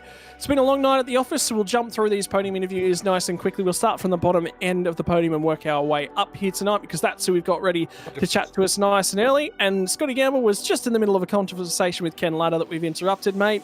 Podium is the way it finishes, but I get the feeling there'll be some finger shaking in Travis Hunt's direction. Yeah, go on, guys. Yeah, was having a bit of a conversation with Ken, and it sort of ruined our strategy a little bit. But I guess he's got every right to race. It was just when he took the off track to try and get it back up the side to keep racing. I thought was a little bit rough. So it might make a good TikTok for him. Will you be interested in seeing yourself back following his social medias at all? Are you keeping an eye on that one then for the next week or so? Not unless he tags me in it, mate. In terms of things tonight, mate, we were talking last night in the Logitech broadcast about how it's been a long couple of weeks for you. There's another week worth of 3 racing series, Tuesday, Wednesday, Thursday night. How has the stress management been going for you and the workload? Yeah, mate, I'm actually pretty exhausted. Like, I probably could do with being a little bit fitter, but in age, I'm 48, so it's being able to do these 3 races in a row, and it's taxing, exhausting, but I am enjoying the challenge. Like, it is a really good challenge. So I am looking forward to getting past Hockenheim with Pro Series, and then we get a week off from there to reset a little bit before we go into Fuji, and maybe concentrate on vets with East Coast, as well. So it's been tough, but it's a good challenge. Mate, in terms of things tonight, like you said, a little bit of a battle up and down the field. Does it make you question the fuel strategy a little bit, where maybe I shouldn't have filled the tank all the way up? There's a little bit of risk, and that's one of the elements, when you do throw a lot of fuel there at the tank, it's a little bit more difficult to cut your way back through the field. You'll all of a sudden sit down and go, a second, 2 seconds less worth of fuel, and I'm clear of all that drama. Yeah, it was a risk. And I got a little bit held up by Ken early in the first stint. I was surprised actually he fought so hard for it, because I thought maybe I could have got past him and taken us to Lob. I don't think I'd get past Lob. He was absolutely on fire. But if we got in his draft, we might have been able to stay with him, and who knows what happens from there. But so it was a risk one. It was like, hey, if we're going to try and go for the win, we've got to go this strategy, go a little bit long, go heavy, and then if we get a clean run, we could have been right up there. We would have put us between Ken and Darren, and who knows what would have happened then. But it didn't work out that way. But sometimes you got to roll the dice. Yeah, so strategy call, a little bit of risk, but it was made with the shot at trying to earn a race win in terms of things. And you said it numerous times throughout the season, that's sort of the target. Points don't really matter. It's about the number 1 next to your name at the end of the night. It's worth the racing because the season's sort of gone. In terms of things, mate, now the floor is all yours to thank the sponsors that make it possible for you and the WKMP Sim Sports entries. We'll let you get to bed, and we'll let you get a full night's worth of rest before Friday night, and hopefully a nice relaxing weekend. Yeah, thanks, mate. Big shout out to the drivers and admin crew over at Vets. They're making it all happen. Season 20's not too far around the corner, or 19, sorry, season 19. So that's going to be good. Shout out to you guys in the broadcast. You do a fantastic job, and I know, Scotty, you've been working hard behind the comms there, and you're probably due for a rest too, mate. But and to the guys over at WKMP Sim Sports, we had a they've come together this week. They've really put in and helped me get through, and there's been a lot of positivity there, and there's some big changes coming in the future, so I'm really looking forward to that. And as always, people, if you've got a veteran out there that you know, a friend, family member, all their family, partners and wives, children, please, and they're in looking for a little bit of help, open arms. It's open 24/7. Give them a call, get them onto it. There's always light, mate. So thank you, guys, and look forward to next week. Mate, thank you very much for your time, and you're 100% right. We actually just announced on stream earlier today that Mez and I will be both stepping aside at the end of the season. So for me, it'll be race control duties for Vets is the reason for stepping aside and putting my hand up, mate. But it's been a pleasure talking to you over the last couple of seasons, and next week off as well. So hopefully I'll talk to you in 2 weeks' time. Cheers, mate. See you. See ya. Mez, I believe you'll have the Fishy Motorsports driver behind the wheel of the 269. He'll be your guest tonight that you'll be chatting to. Ken Ladder, good job tonight coming home. P2, solid bank of championship points. Obviously coming off last night, probably not the result you wanted there, but obviously your focus is going to be shifting towards maybe trying to lock up this championship and get yourself into Pro Series. So good job tonight getting those points banked. Yeah, thank you very much. Yeah, try and do my best to try and wrap this up and just trying to be consistent. I couldn't hang on to Lob. He was just so quick. I don't know what I was missing, but I was certainly missing something. But yeah, it still managed to work the strategy. The strategy definitely seemed to work in your favour. That early long stint and that short stint in the middle. Traffic obviously was probably a little bit of a helping hand with Scott Gamble. It just sort of gave you that bit of clean air to sort of keep going. But yeah, did that feel like the critical point in the race, that when you got that clean air after that stop, you could just do your own thing until you got yourself into the window for the next stop? I think it definitely did, because it was, I think we're about 4.9 seconds apart coming out of the pit, and there was 1 or 2 cars between us, and it wasn't for long, but before that went out to 8 to 9 seconds. And I knew straight away if I could just sort of manage the race from there on, that second place would be pretty safe. It wouldn't be coming, and that's the way I sort of drove it. So yeah, very good. Yeah, and obviously not much else sort of happened at the end. It was pretty smooth sailing from there. So yeah, how are you sort of feeling? We've only got 2 more rounds to go. Yeah, your pace seems to be there. Are you feeling confident that you could try and get the job done this season? I think I can. Just try and stay out of trouble, which is the main thing, because as you know, things can turn around very quickly and unexpectedly. So just try and stay consistent, and then probably better off to give up a spot rather than fight to the death for something, and rather than risk the whole championship over it. Yeah, good point as well. We saw that little battle with you and Scott Gamble earlier in the race. Is those the sort of things you're sort of considering? It's like we know Scott's mathematically out of it. He's just here just to get results. So there's a couple of drivers out there, especially Darren as well. Is that your focus as well? Is like pick the battle when you can? Well, I think in this instance with Scott, it was. I know he sort of got his nose underneath like a few times, stuff like that, but. The championship's pretty close, so I really didn't need that extra spot between me and Mike, and it's it could be the difference between taking this thing home and not. Yeah, so every spot counts, absolutely. So we move on to Mid-Ohio for the next round. Looking forward to it, and is it a track that you would enjoy? Once again, I can't really picture it 100%, but I think I've been there before. I think it is a track that I do like, so I don't think there's going to be any issues with pace or anything there. But just same as normal. Just put the head down and put the time in, and hopefully it comes out at the end of the day. We've got 2 races left, so yeah, bring it on. Absolutely not. We're looking forward to it. And before we let you go, who do you want to thank for getting it done tonight? Oh, well done to Lob. Supreme effort, just too quick tonight, and to Scotty and Race Control and you guys, and our sponsors, West End Group, Infinity Design, DC Shades, Battery Warehouse, Early Beach, Precision Sim Training, and all the guys at Fishy. Thank you very much. Awesome stuff. Good result tonight, and we'll look forward to seeing you next week. Awesome. Thank you. And I believe Scott's managed to catch up with race winner tonight, Darren Lobb. He left at full. Darren's mid-conversation. Were you talking? Did we just interrupt a conversation with yourself there, Darren? Because there was no one in the channel with you. I was talking to my stream. Come on, all my followers, my whole one follower, Andrew Dawson, hello boy. How are you doing? Mate, well, congratulations. This interview's cancelled. Darren Lobb's too busy talking to his chat. Thank you very much for chatting to us. We'll see you next week. No, mate, in terms of things, That's not very nice. set off down the road here tonight a little bit. Obviously, nice, clean and calm. It was a pretty easy trip to Germany, with all things considered. It was about getting that start done. You did that, and then, 15 seconds was the margin at the end of the race. Yeah, I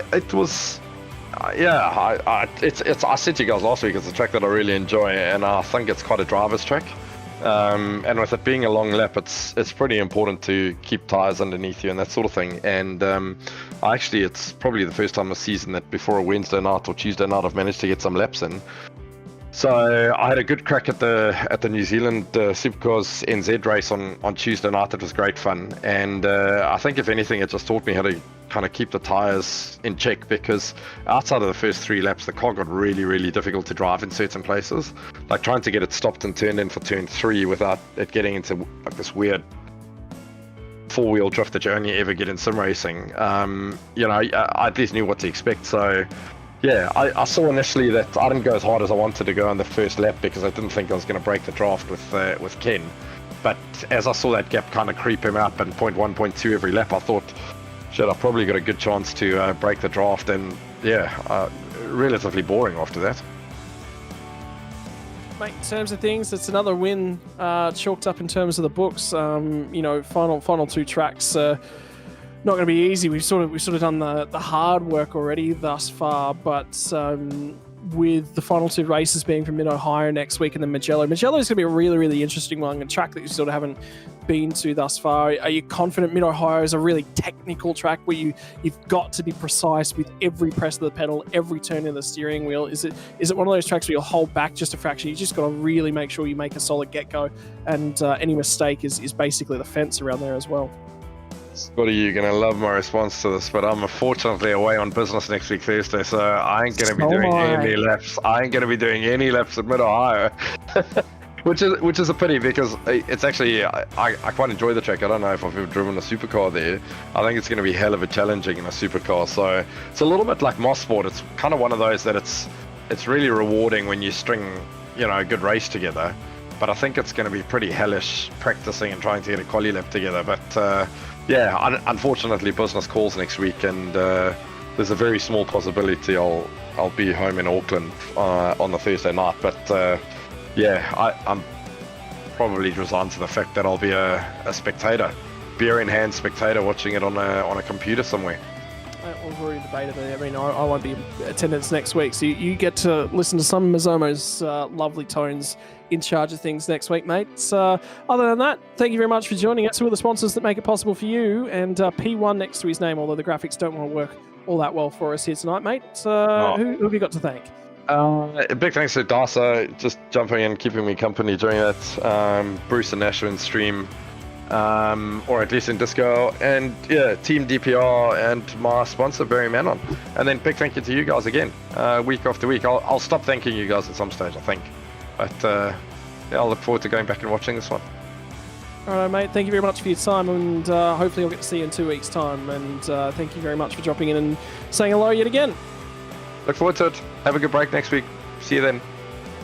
Righto, ladies and gentlemen, that is about going to wrap it up here on your latest serving of your V8 Veterans Vindaloo. For the RaceKraft V8 Vets Championship, there is 2 rounds left in the championship, and currently the margin might be down to just 1 single point. You'll have to tune in next week to find out. I'll be tuning in next week, and I won't be talking about it next week. It'll be the week on after that I'll get to talk about it. Mid-Ohio sports car course. It's known for its up and downs through the middle sector. It's known for being flowing a little bit. It's known for being a tricky track to get the car pulled up on, let alone trying to find the traction on the exit of the corners. It's difficult. And that's what the V8 veterans will have to get through next week. On behalf of RaceKraft, on behalf of Logitech, on behalf of Nova Sim Sports, Parramatta Isuzu Ute, and Player One Sim Gear. Ladies and gentlemen, pleasure joining us yet again. We'll see you again next week for the second last round of season number 18 of the RaceKraft V8 veterans.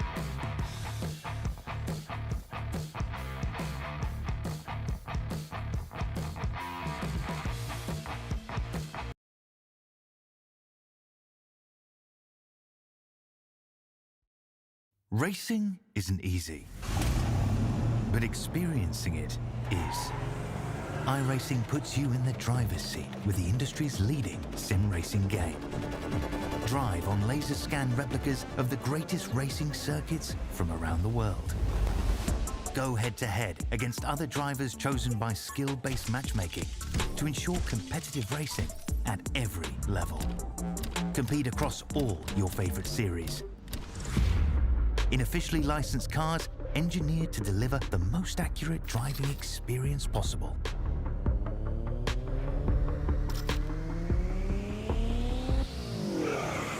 Join a race or host your own with players from across the globe. Race against the computer or in a league with friends. Feel the thrill behind the wheel. Visit iRacing.com.